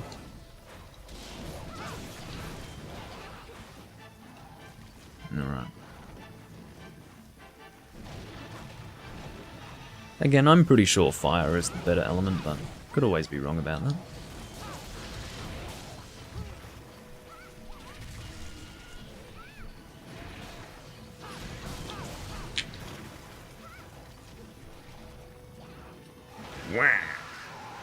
Says the monster. It's just a single green Nagakuga as well, so this will be done fairly quickly. We're just getting this guy to endgame G rank, I suppose, and I guess we'll go right up to Dia Morales, who I think I fought in my last recording of 3 Ultimate, interestingly enough. I haven't fought him very much recently, but he's fun. It was a quick hunt, I think, last time. I was using a Pierce gun. Maybe I won't use a Pierce gun. It's too easy, you know. It's fun, it's what I prefer, but it gets the quest finished way too fast, so...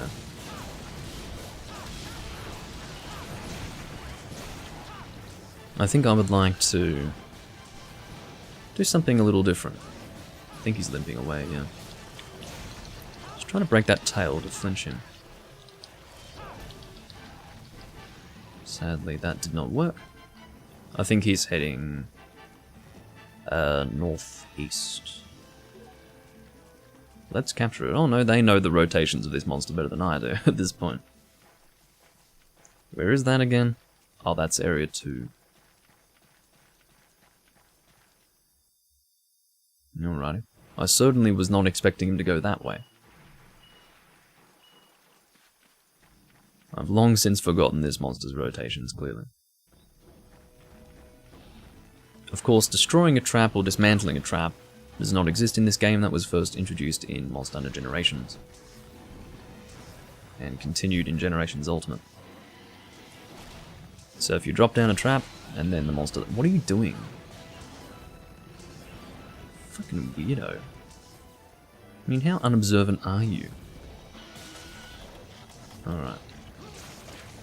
Looks like I'm the only guy with tranks, just as well.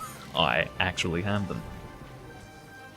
It's funny because Lin just fucked off, probably expecting that... Wait, what? Pro actually was the one saying, let's capture it. And then he goes and almost kills the thing. What the fuck? Weirdo. That is such a tri-set.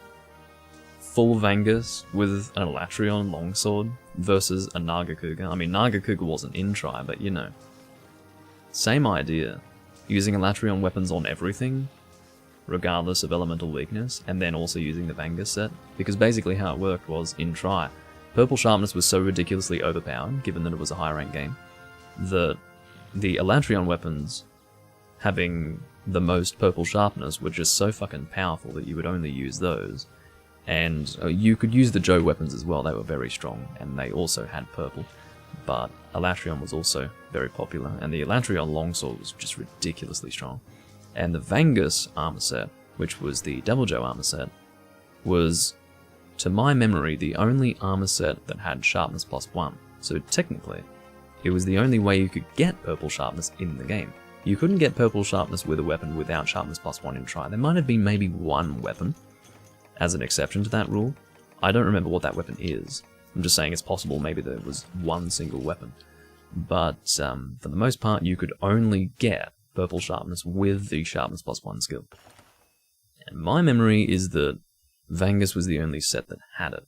And even if it wasn't the only set that had it, there would have been maybe 1 or 2 others, and Vangus was clearly the best.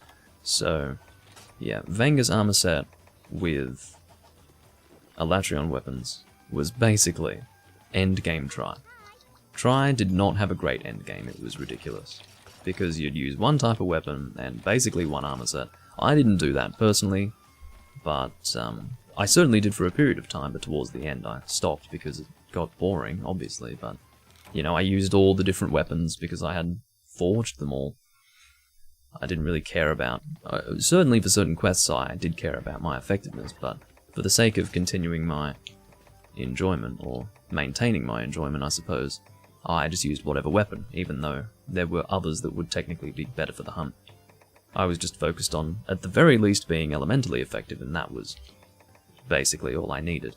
I would use whatever weapon was elementally effective, and yeah, there were lots of options, because you had Awaken in that game too, which really opened the doors for different weapons, but even then you didn't have that many choices.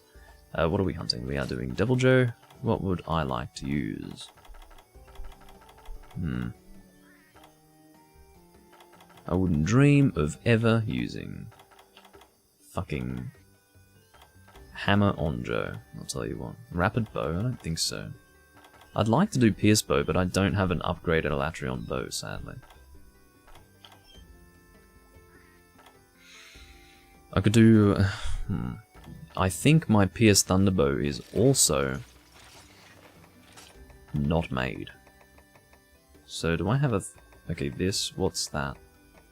That's spread level 3, not what I want. And then I think I've got the Stygian, not Stygian, this thing. Aha! Beautiful, so I can use this. This will work. So this is Pierce Thunderbow. Here we go. So I wonder what I'm using the Nether Bow for. Because there is the... that is a bow that I'm trying to make. Maybe it's for spread, or... I think it's spread. No, I just saw that. Okay, so it must be my rapid bow. I see. Because I did just see that I had the... was that? That must have been ivory. Interesting. So I have the ivory bow. Unless that's not fully upgraded. That's possible.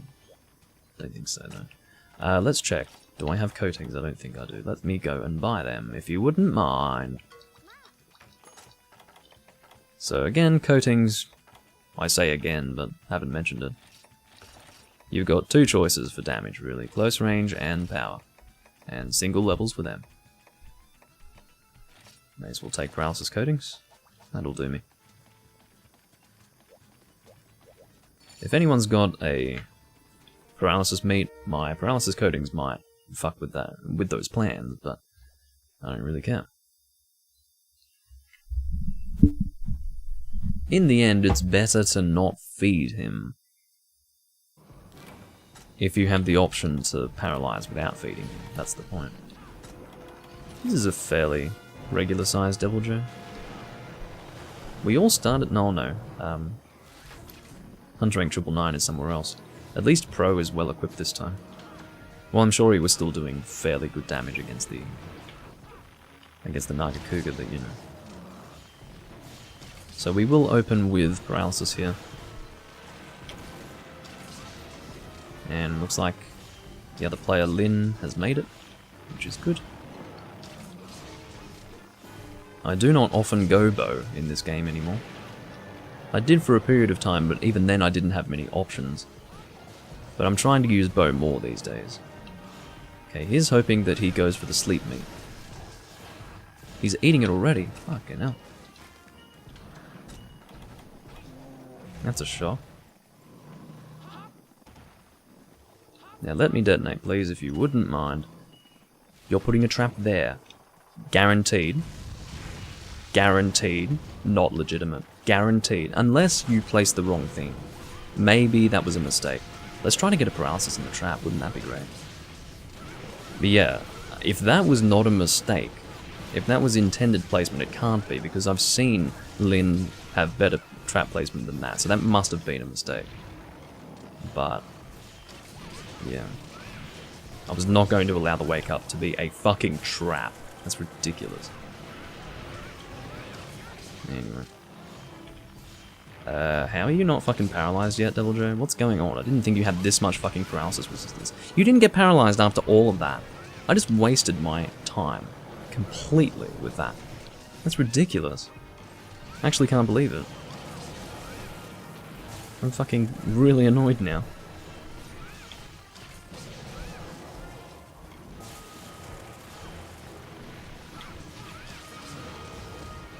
Alright. At least I'll be doing more damage now because he is enraged, which makes him more elementally vulnerable.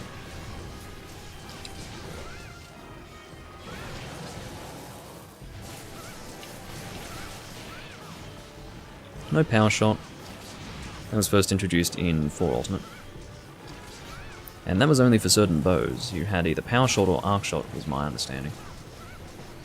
So yeah, just regular shooting here, which is nice, I enjoy that. I do love his flinch roar, it sounds nice. It sounds like you're really harming him. It's like, "Argh, what hurts?" That's the impression it gives me anyway.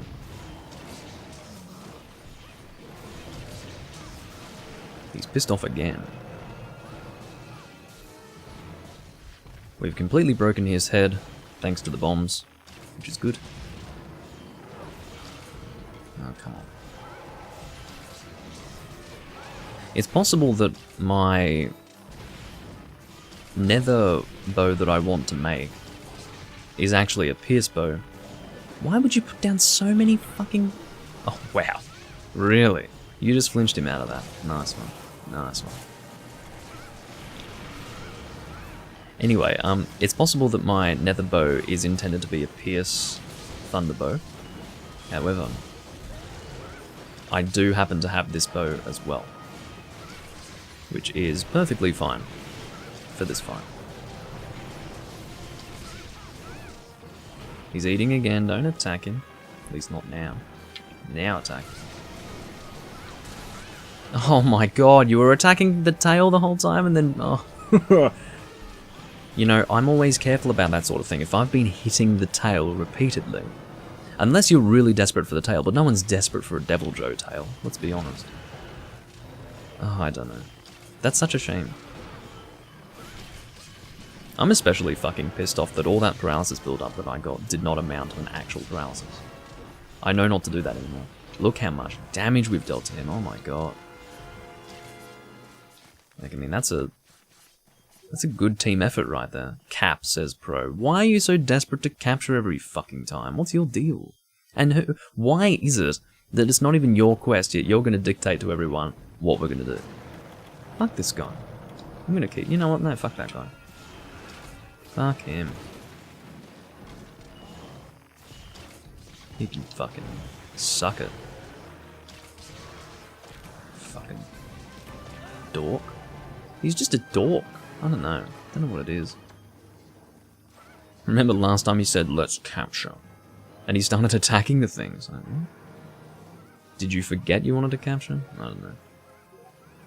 1 second away from 5 minutes. Oof. Okay, so he wanted to get a shorter time. He wanted sub 5. As if it matters. We've literally got a guy here who's Hunter rank 6. Why always cap? Asks Lynn. See how we can actually communicate in Hump? I need gems, sorry. Is it even better to capture for gems? I don't know.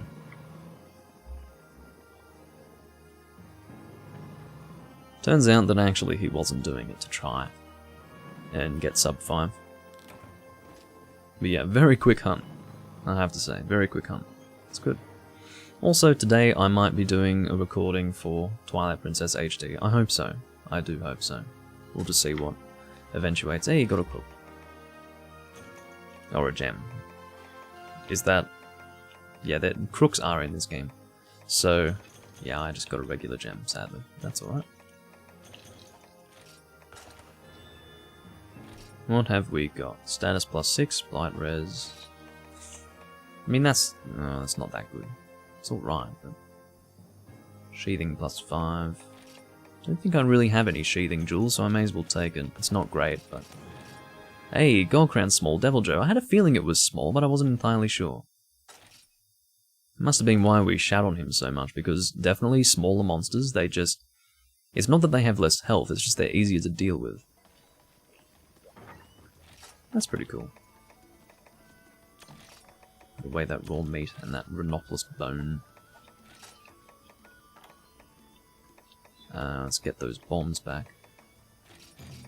But see, it's so natural for me to manually edit my inventory here, because that's what I do in the games where you don't have to do that. Infernal Overlord, here we go, Stygian. This was Stygian Zenoga's first appearance. He was in no game before the one I'm playing right now. Alright, what shall we use? I guess we could, well, he's also weak to thunder, but I think I would like to go spread for this one. So, is this... My spread bow, I think, is... Acros White Bolt. Spread level 3. Now, do you go to spread level 4? At load up. This is the problem when you haven't been using these bows frequently, because you can't even fucking remember. Ah, spread level 5, excellent. So load up is the way to go with this particular bow. I like to use bow, it's good. Especially in this game, because I don't do it often. This guy's going slime. Maybe he doesn't have any thunder weapons, I don't know. It's possible. It would be very strange, but it's possible. Imagine not having a thunder weapon in this game. To be honest, I understand why that would happen, because, again, slime weapons do exist in this game, and they are really overpowered against every single monster, regardless of elemental weakness, so, yeah. Ugh. Makes sense that some people just wouldn't make many elements. Because I had played games before this point, I knew that that wouldn't satisfy me in my quest to build my character up, but anyway. Looks like Lynn and I are both going bow. Wonder what she's using. That is the... Ah, it's a spread bow, interestingly. Why would you go with that one for spread? I use a different spread bow, which is this one. So I wonder why... I know that I use that bow, but I think I use it for... Maybe I don't use that bow. Maybe I use the other two. There's 3 bows like that. There's the yellow, green, and red. But, yeah, maybe I don't use the lightning insect bow. I don't know. Anyway, what are we even hunting? We are hunting Stygian, so he starts in the, what I refer to as the main area of the tundra. Because a lot of monsters start here, area 2. Thanks for the ping. If anyone's not going to know where the monster is, it's going to be you. Oh, I forgot to buy coatings, oh well. It's alright. Close range is pretty good for spread anyway. Oh yeah, that's right, it's load up. Almost forgot.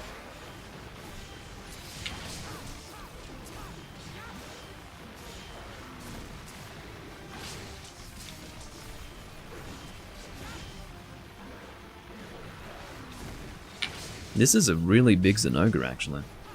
I think this is at least a Silver Crown. I could always be wrong, but...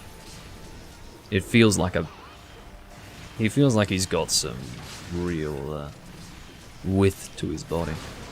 He's a big boy. Look at him.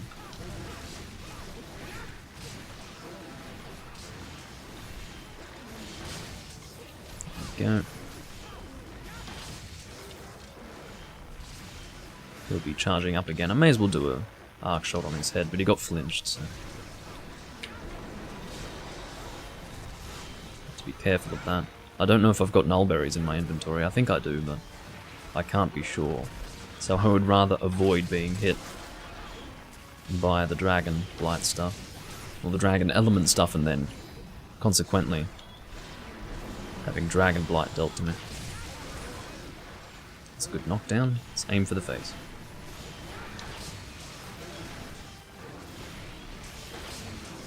Yeah, not working so well. It's better to get all your arrows onto the monster. Better to do that than aim for a specific point and then miss some of your arrows in the process. That's the idea of spread. You want to get all those arrows on target. That's what your positioning is designed around. Do I have nullberries? I have 5, that's not too bad. I don't think I have any in my Blade Master set, but I do have some in my Gunner set, which is good. Or in my Blade Master pouch I don't have any, but in my Gunner pouch I do. Set is a weird word to use instead of pouch, quite frankly.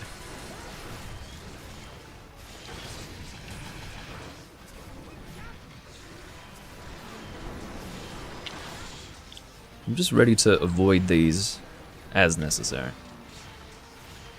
We're flinching this guy a lot, because he's only now about to go into his fully charged enraged mode. Took him like 3 minutes. Poor bastard. Uh-oh. I forgot that he's enraged, so he does it twice, obviously, on both sides. Well, once on each side, twice in total. Phew. I'm glad that I put more distance between myself and him.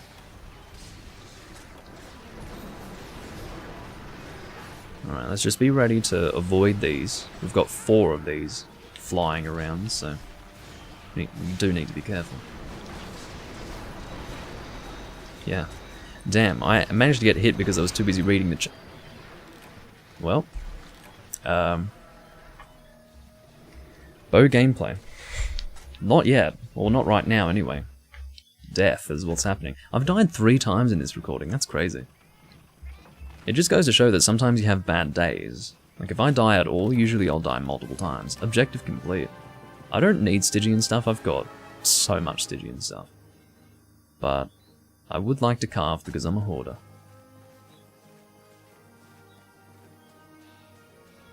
Hope you all ate something today. Well, I haven't eaten today. I've been awake for 4 hours, so... yeah. There you go. Nice work, says Lynn. Don't think we broke anything. We might have broken the claws, but outside of that, I don't... Or, actually, that is a horn break, isn't it? I can't quite see. Anyway.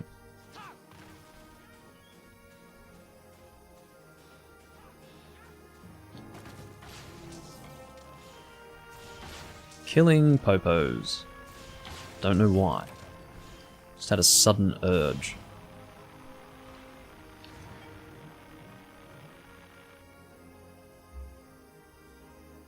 I will try to continue using the bow because I do love using it. Actually, I don't have that much Stygian stuff. Not that much more than most monsters in this game, to be honest. Alright.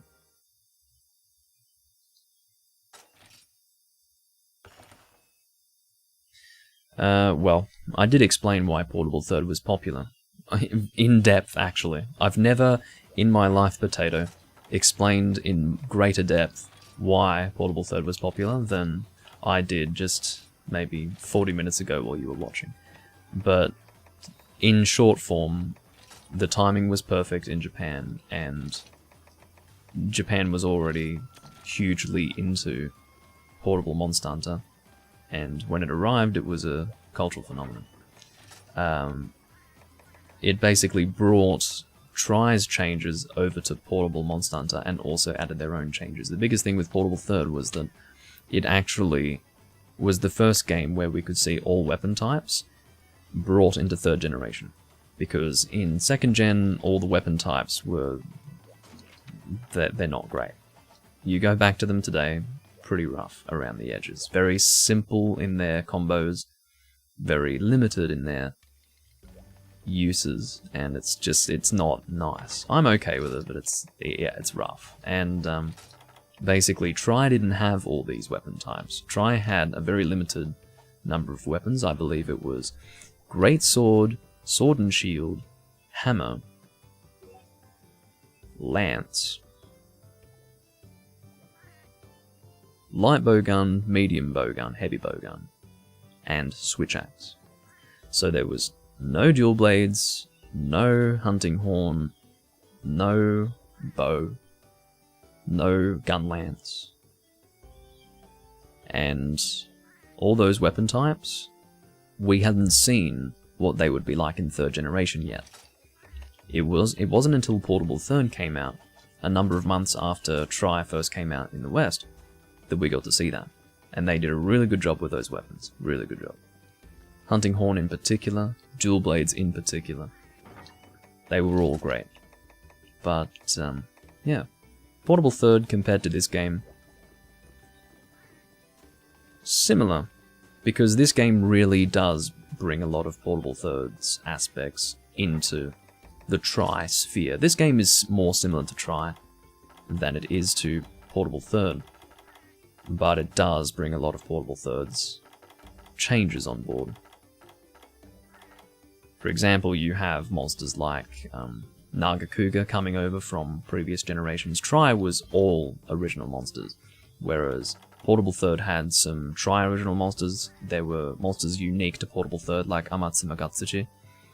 And you also had monsters from older games, like Akantor, Ukanlos, Tigrex, all of those. And then subspecies. We had never seen, in 3rd generation, subspecies before. We'd see them in previous games, but Portable Third gave us some interesting subspecies like Black Tigrex, now called Brute Tigrex. But anyway, what the fuck? Okay, we're fighting fucking laggy. I'm sorry for taking so long. My team members. I won't go hammer, I'll go with a bow. That's right, I said I wanted to stick with bow, so let's go spread. Here we go. Celine Moonbroken. Sorry for taking so long, guys. All good. But, yeah. Portable Third was a really good game. It was very different to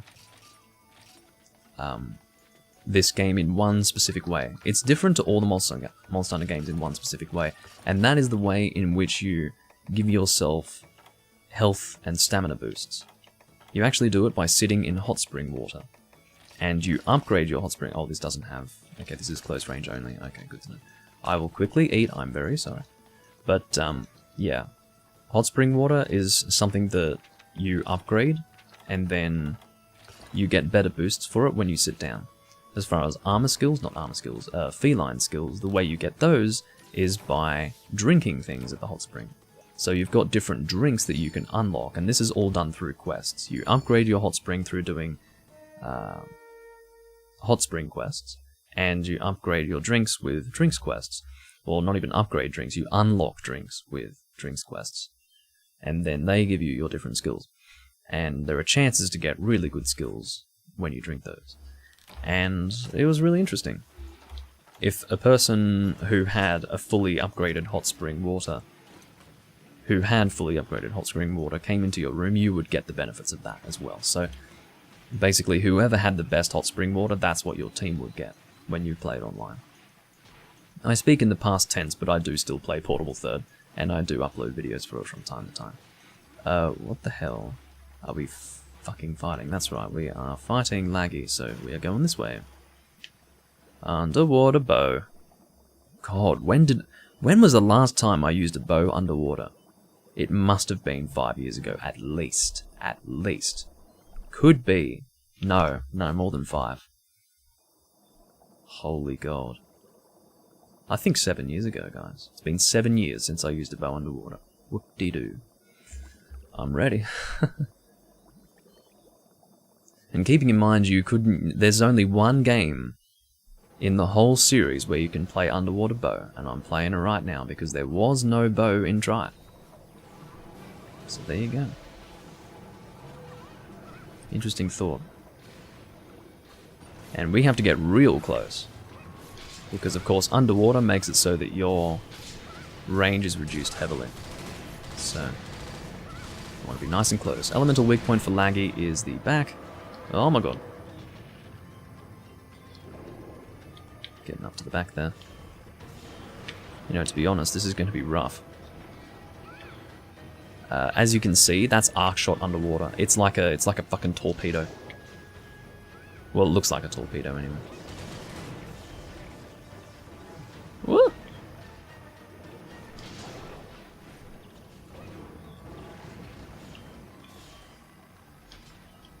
Okay. Trying to control myself with this bow is just so wrong.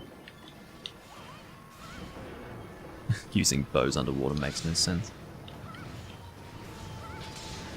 The bow is magical, how dare you? How dare you?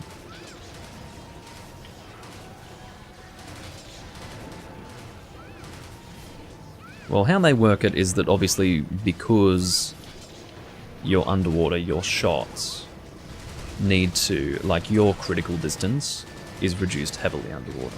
That's how that works. So you need to be much closer to the monster to be within critical distance. That's the idea.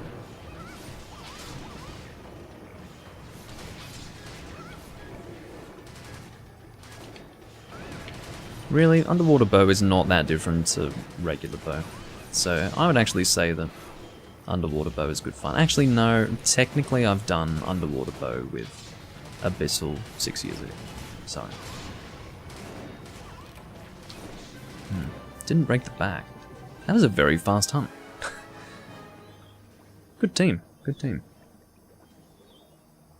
Respawning after dying doesn't make sense to me either, but hey. Well, you don't actually die in Monster Hunter, you faint. You are incapacitated because you've taken too much damage. And in that moment, when you, I guess, pass out, you are rescued by felines who take you back to the camp. So, yeah, you don't actually die.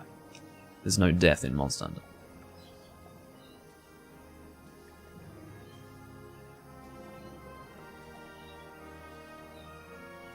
I'll have you know that it's called feline. The word palico was not in use until Monster Hunter Generations. Feline, thank you very much. So the idea is that you had felines and melinks, and generally it were felines that we would interact with as hunters, whereas melinks, they were, well, I suppose they changed that lore aspect. They made it so that you could have a feline and a melinx as your companion. So in actual fact, it was necessary to have the word palico, but yeah, I don't know. They're just cats, man. I don't like the word palico. Anyway. Was palico even used in Generations? I think it was. I don't think it was a world thing. I can't remember. Anyway.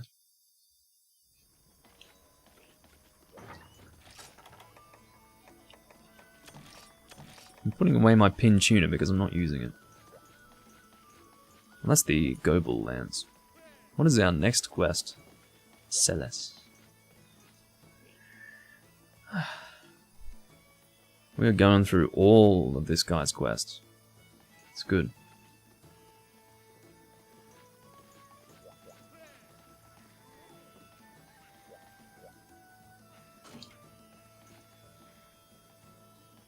What have we got? Sea of Wyverns. Just when I was thinking that I wanted to fight Gobel too. We'll go with fire, because Ivory is weak to fire but not weak to thunder. The best element for Gobel from memory is thunder. But that's not going to work so well in conjunction with... well, it's not going to work so well against Ivory. I won't go bow because we just went bow like 3 times in a row.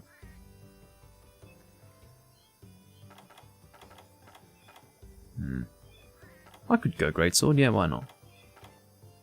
Should we go High Graded Plugs Greatsword? I don't think that's needed. I think this one will do. Here we go. We will go with a Fire Greatsword.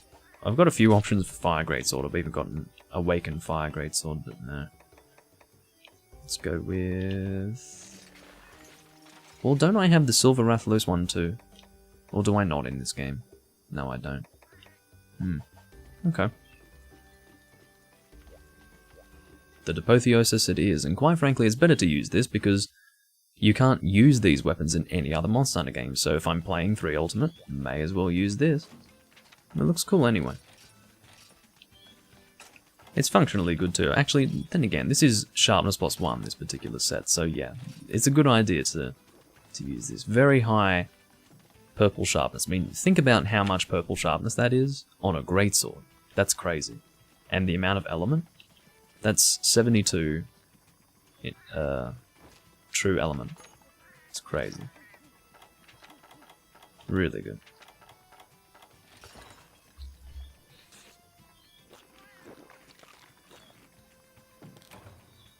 I remember back in Tri I used to think that that guy ate like a fucking pig. Just the way he'd stuff everything into his mouth. I mean, I guess the Freedom Unite and Freedom 2 and all, pretty much all the hunters eat like fucking animals, but I think it's the sound effects of the eating in this game that got me, or in Tri that got me. Because there wasn't as much of a sound effect in the older games, but fuck. It sounds really gross, because you can actually hear like liquid swallowing as well. It's like, ugh. Not nice. Not nice at all. I'll probably do maybe 2 more quests, including this one. and that might be enough. Because if I'm going to do Twilight Princess today as well, God, it'll end up being probably like 8 hours in total of recorded video in one day, which is pretty crazy. I hope I get that glass delivered today. It's crazy because it's actually been really close by in a local area. There's Gobel down here, by the way. Let's hit him. I know you're here, Gobel. Don't fuck with me, mate. I saw there you are, fucking asshole. I'll paintball you. It looks like... Are you really going to play this game with me, Gobel? But yeah. Ugh. Paintball you. Because it looks like we're fighting Ivory first, that's fine. I don't really want to fight Gobel on my own, so... we'll take care of Ivory. But yeah, that glass was delivered to a location very close to where I live to be sent to me. And it was sent there on Sunday. It's now Wednesday. It should be fucking coming. Quite frankly, it should have come on the Monday. I'm guessing they're keeping it there so they can send things out for delivery on a day when they've got lots of stuff to deliver, but that's fucking annoying to me. I mean, I'd literally walk down there and pick it up myself. Would have done that on the Monday. But I don't think they let you do that, sadly.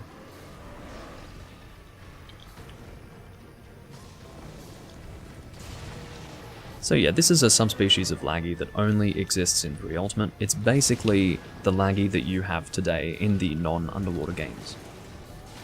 This is a laggy that does not really go underwater. When he's weak, he will go underwater. And I think he technically rotates. Maybe he doesn't even rotate into the underwater areas. He does have to limp to go in there, I think. But, yeah. The combos that you see here are probably more familiar to the 4th generation players, for the reason that the combos of modern laggy in 4th gen are taken from this subspecies of laggy. If you were to fight regular laggy on land, he's like a retarded Aknaktor. He fights strangely. So, because he doesn't have much to do. Basically, this Ivory has additional thunder attacks. Like big area of effect thunder attacks and things like that.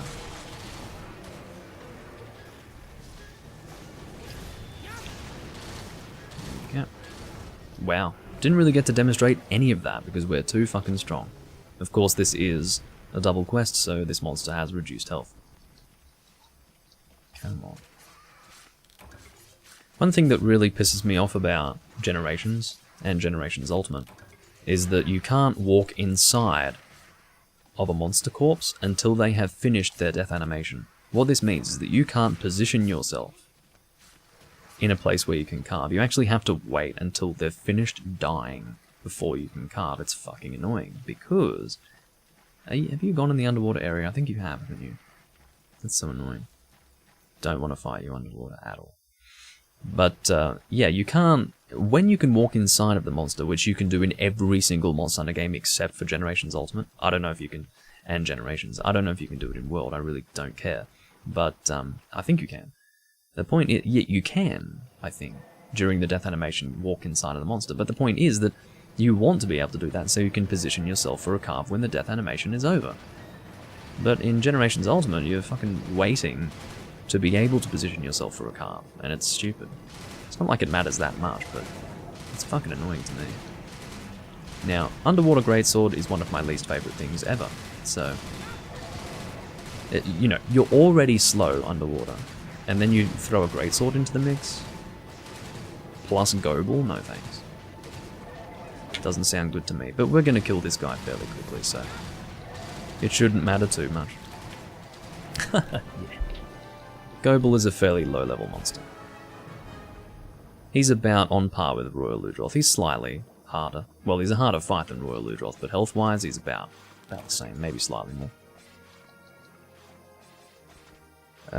Rise is not Gen 6. Rise is Gen 5. I'm guessing he meant... And yes, Rise is Portable 5th. That's exactly what it is. Because the whole idea of Rise is to compare itself to Portable 3rd. Rise is Portable 5th. because it will take aspects of World in the exact same way Portable Third took aspects of Tri. Because Portable Third had certain similarities to Freedom Unite. So it will take, what Rise will do is it will take aspects of Generations Ultimate and aspects of World and fuse them together. Same thing as Portable Third. The only difference is we're actually going to get Rise in the West, whereas Portable Third did not release outside of Japan. And the only reason why is because there was no portable market in the West at all. So, there you go. We'll do one more quest and then I'll wrap it up. Because it has been a while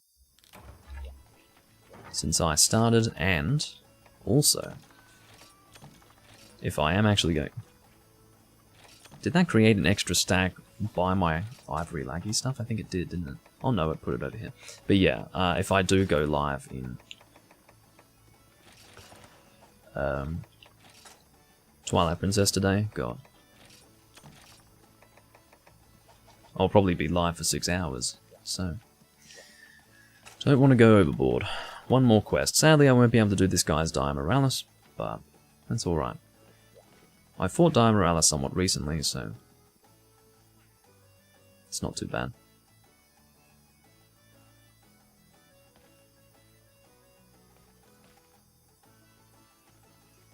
Well, Generation 4 was a portable generation, really.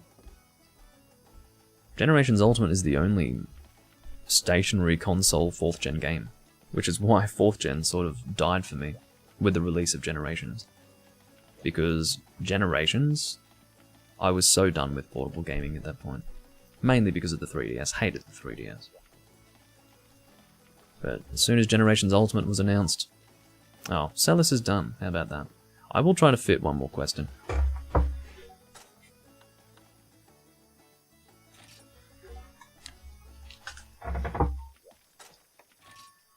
No problem, Celis. Always happy to help someone in the game at this time. Still got 26 people playing, and the guy who has the sword that I thought was a dick. Stream Hunt. Notice how I don't do that sort of shit? Yeah. Don't know. So it's so funny to think that there's another person streaming this game right now. Weird thought. But yeah. G-turns, here we go. Fishing.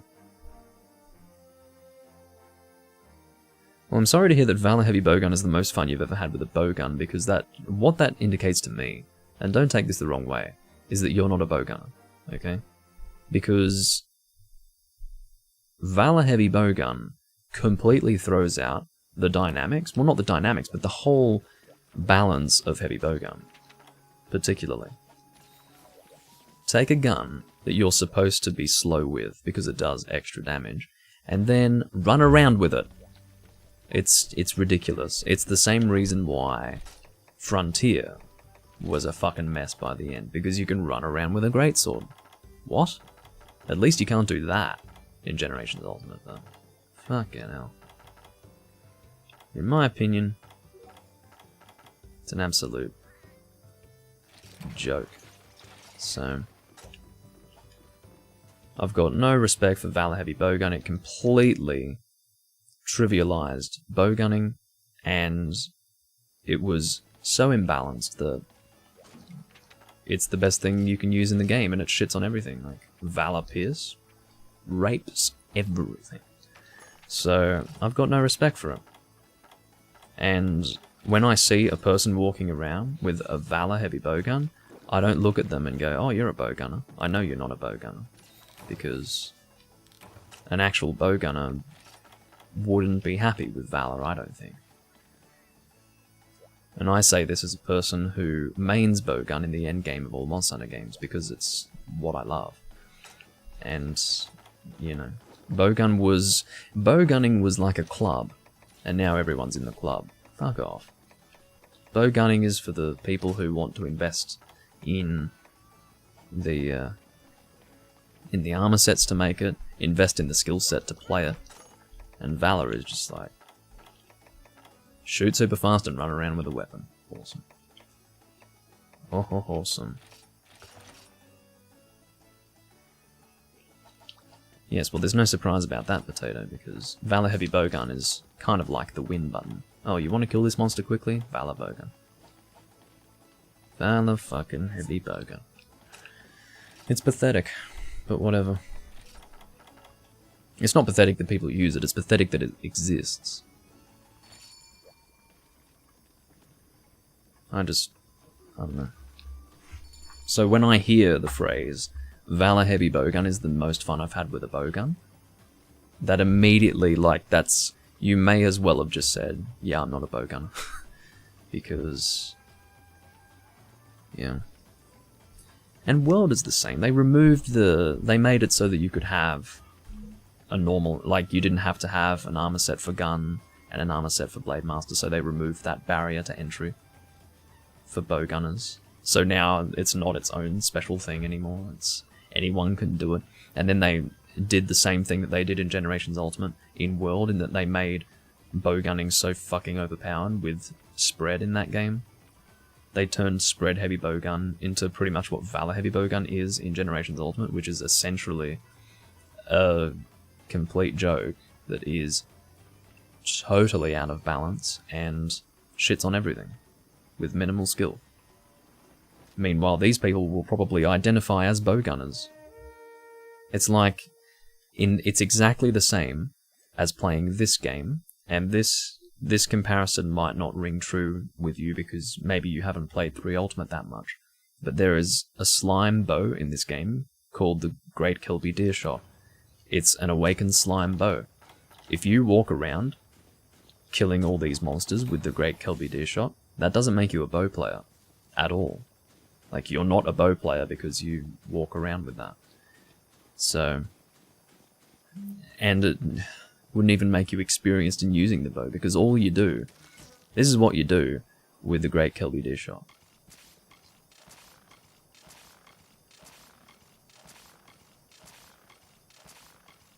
And you just do it constantly, over and over and over again, trying to get as many arrows out on the monster as possible to apply your slime. You're not even doing damage with the bow. You're just waiting for the slime explosions, and it's terrible. So, I'm going to hate sticky light bowguns in Iceborne. Haha. You know the fucking funny thing with that is that I heard someone say that sticky is overpowered in World, and I'm like, no, it's not. You know why I said that, or why I was thinking that at least? It's because I had never played Iceborne. So what you've said to me tells me that they tried to balance sticky to make it a better shot type, because sticky was pretty shit in vanilla World. Well, who would have thought that in the process of trying to make something less shit, they make it overpowered? That's Capcom for you. They do not know how to balance anything. It's like a bunch of children who just can't get it right. And they keep trying again and again and again. I don't know how fucking hard it is, but they just can't seem to do it. It's okay to have certain things noticeably stronger than other things, but it's not even that. They make certain shot types, certain sets, certain things so much better than anything else. And it's ridiculous. I don't know what Capcom's fucking problem is. But anyway. They can't balance worth a fuck. And that's kind of important for a Monster Hunter game, wouldn't you think? I'm playing a game now that originally released in 2011. Okay, slime is a mess. It is a mess. It is so strong. There's no real reason to use elemental weapons in this game. Notice how there are 2 people with me right here using slime weapons. Kazumi's also using a slime weapon. That is an awakened slime hammer. I'm the only person using an element here. And that's not because it just happens to illustrate my point. It's because there's no real reason to use element in this game because slime is so fucking strong. But that's not fun. Excuse me, that's not fun. At all. For me. Just using the same status weapon for the whole game against all monsters. I almost never equip slime these days. I will occasionally, just for a bit of fun, but it's really not something that I often do. So, I don't know. I mean, some people just like to be really effective. They're not having fun unless they're super effective against the monster. And I understand that. People play the game as they like, but I don't like it when people have that option handed to them. The option to use something that is so obviously stronger than everything else, because most people will take that option. They want to have an easier time playing the game. They want to kill the monster faster, so they will take that option. Just because I don't do it doesn't mean that I won't be affected by the fact that they do that. I'll have to stare at their weapons. I'll have to see the same fucking loadouts every game. And then, I guess in a way I do reap the benefits of a faster hunt, which can be nice at times, but I would rather a hunt where everyone's using their own stuff that's a little more unique than... Did that? Oh no, that did manage to go to the monster, fortunately. There we go, that's a dead Diablos. This is a triple quest. This is one monster at a time, 3 times in a row. And it's really good for HRP. Because the monsters are really weak, and the quest only takes about 10 minutes. So. And it gives you about 3,500 HRP.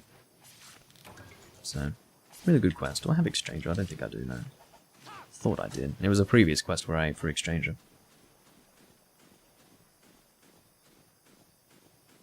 Oh, they made light bow guns that make sticky really powerful, I see. So they didn't change the shot type overall, they just made specific bow guns. Well, even then, I suppose that's technically better than making sticky super good for all bow guns, but still pretty bad, because they have made something that's just noticeably better than everything else. I know the temptation is there to do it, because you want... Maybe story-wise, you've got a narrative in your head that's like, yeah, let's have this weapon just be crazy good because it's from something in particular. You want it to be good, but you need to look at it as a video game. And you need things to be balanced. It's just how it is. And then as well, you don't want things that are just too fucking weak. You want to talk about classic fucking Capcom balancing. Sword and Shield. In first generation Monster Hunter, this is 2004 to 2006, was really overpowered. Really overpowered. And their solution for that was to, for an entire generation after that, second generation, make Sword and Shield so pathetically fucking weak that you would have to be insane to use it. Sword and Shield in second gen, that is to say, Freedom 2 and Freedom Unite, I'm assuming it was the same in 2DOS, was so fucking weak. It was nothing like it has ever been in the series before or since. It was just, you would have had a better result in hunting the monster by slapping your dick against it than using a Sword and Shield. It was just pathetic. And that's because they had actually made the Sword and Shield an overpowered weapon type in first generation. The Sword and Shield used to wreck everything in first gen. Because I guess it was the beginner weapon type, so they wanted the beginner weapon type to be easier to play the game with. Now the solution to that is not to make it super fucking weak. Maybe it was their way of incentivizing people to move on to a different weapon type, but it was ridiculous. My point is that Capcom has never been able to balance things properly in Monster Hunter games. It's crazy. The only reason why it's never been a problem is because everything else in the series is so lovely and so enjoyable that I can live with a little bit of imbalanced stuff, but now with my faith in the series waning, I'm starting to get a little more pissed off by it. So,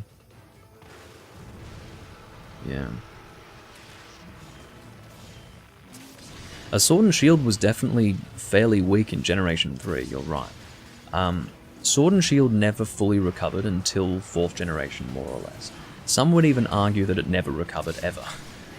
But if you think that Sword and Shield wasn't strong in 3rd generation, it was just an embarrassment in 2nd gen.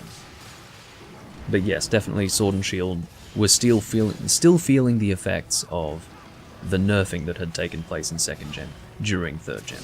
But it was still usable, like 2nd gen not usable, 3rd gen usable, just a little weak. So, yeah, it never bothered me because going to Sword and Shield in Tri, which was my first 3rd gen experience of Sword and Shield because it was the first 3rd gen game, felt so good. I loved the feeling of it. And it felt reasonably effective, so I was very happy with how it was.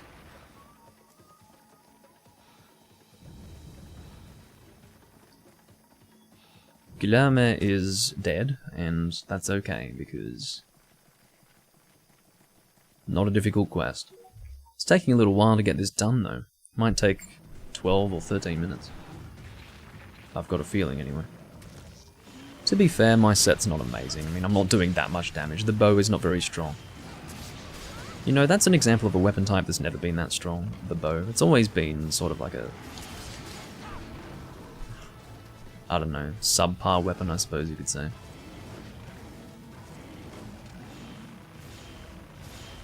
They did have in Freedom 2 the super overpowered Acantor bow because it was practically a G rank damage bow in a high rank game. It was ridiculous. But yeah, the bow weapon type, which was first introduced in DOS, 2nd generation, was never that great.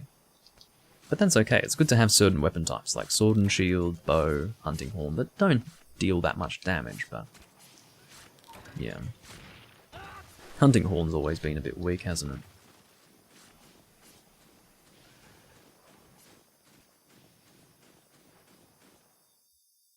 I haven't been reading what Pablo's been saying, unfortunately.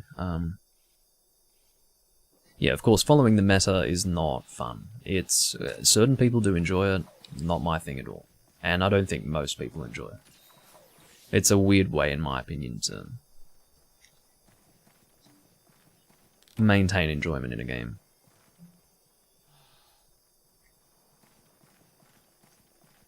I never said that, yeah, Valor Heavy Bowgun is the win button, not Heavy Bowgun in general. Heavy Bowgun in general is actually something that requires a skill set to use. I'm not saying you have to be the fucking king of Monster Hunter to play Heavy Bowgun, I'm just saying that you can't just pull out a heavy bowgun, traditionally, and do well with it. You need some time to actually learn how to perform well with it. And I suppose there is a similar learning process with anything, including, I suppose, Valor Heavy Bowgun, but it's just,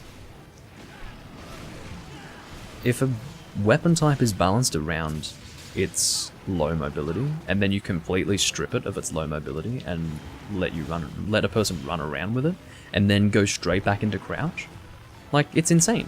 It's unbelievable that they even entertained, for any length of time, the thought of letting you run with a heavy bowgun and then snapping back into crouch. Like, you're in crouch and then you go and run, and then you go back into crouch. It's totally not what heavy bowgun's supposed to be. It's just unbelievable. They not just entertained the thought at a fucking table going, oh, wouldn't it be great if we did that? Like, they actually put it in the game. Assholes. Capcom are just off their fucking heads sometimes. I don't know what they're thinking sometimes. Just unbelievable. I understand how it can be that way, because if you play first generation Monster Hunter, the whole time you're just sitting there going, what human being sat down and thought this was good? Like, so many aspects of first generation Monster Hunter make you think that. It's just, what were they thinking? And it turns out that actually, that seems to be a big part of Capcom even to this day. They still make decisions that make you go, what the fuck were they thinking? Obviously, not a whole lot, because it wouldn't take that much thought to realise that that's not a good fucking idea for balancing. I don't know. But it's not been a frequent complaint of mine. It's only been fairly recently that it's reached a point where I'm actually bothered by it. I'm bothered. I think, you know, it's another aspect of, one of the reasons why it bothers me now is because The fucking series has been going since 2004, and you guys still can't get balancing right. Like, you can't balance the weapons right. You've had so many iterations in the series to get this right, and you still can't do it. The latest iteration, which, by the way, you regularly update and patch, you still can't get right. You still can't do it. Like, you have no better scenario than World to get it right, and you still, for the life of you, cannot do it. What the actual fuck? This guy's trying to fucking... I don't know if he was trying to trank with sonic bombs, or he was trying to detonate the bombs with sonic bombs. You'd think after the first one you'd work out... Okay, whether he was trying to trank or detonate the bombs, you'd think after the first one he'd realise that he wasn't doing the right thing. Anyway.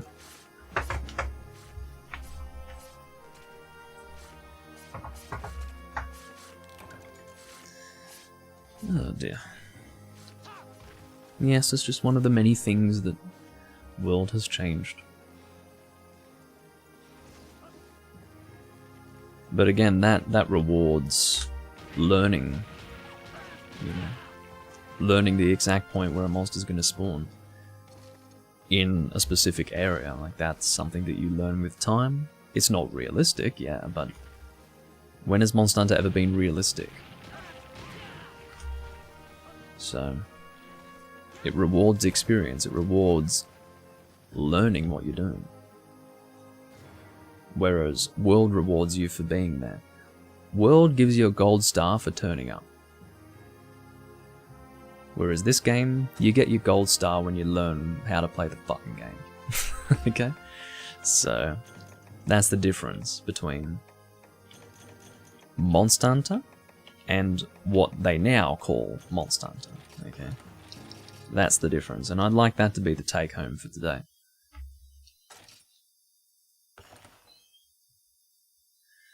Okay, so with that, I will bid you all adieu. Has been a good recording. I'm always happy to have an opportunity to come back into 3 Ultimate and record that for you. I'm sure it won't happen forever that these servers will be available for me to play in, but even when the day comes for these servers to shut down, I will continue on PC and play with a smaller community. Most assuredly. It will be smaller. But there will be people playing this game when it moves to PC. Without a doubt. There's people playing it on PC now. But either way. No Monster Hunter game will ever require as much skill as Monster Hunter Stories. This is true. Utterly, you come back like an hour later. And, yeah. Probably even more than an hour later. But anyway. We are 2 hours and 22 minutes into the stream, and that's all for me. But, well, it has definitely turned into something like that, partly. But anyway, I do thank you all for watching. I'll see you next time. If all things align, if the stars align, today I will go live in Twilight Princess with some Triple Carmelite. But if not, then that's okay too. Not really, I'd be pretty pissed off. But anyway, I will hopefully be going live later on in Twilight Princess, we'll see what happens. Either way, I do thank you all for watching, and I will see you next time I go live in Monster Hunter, or go live in whatever you would like to see of mine next. Or see of my content next. Anyway, I'll see you next time, bye bye.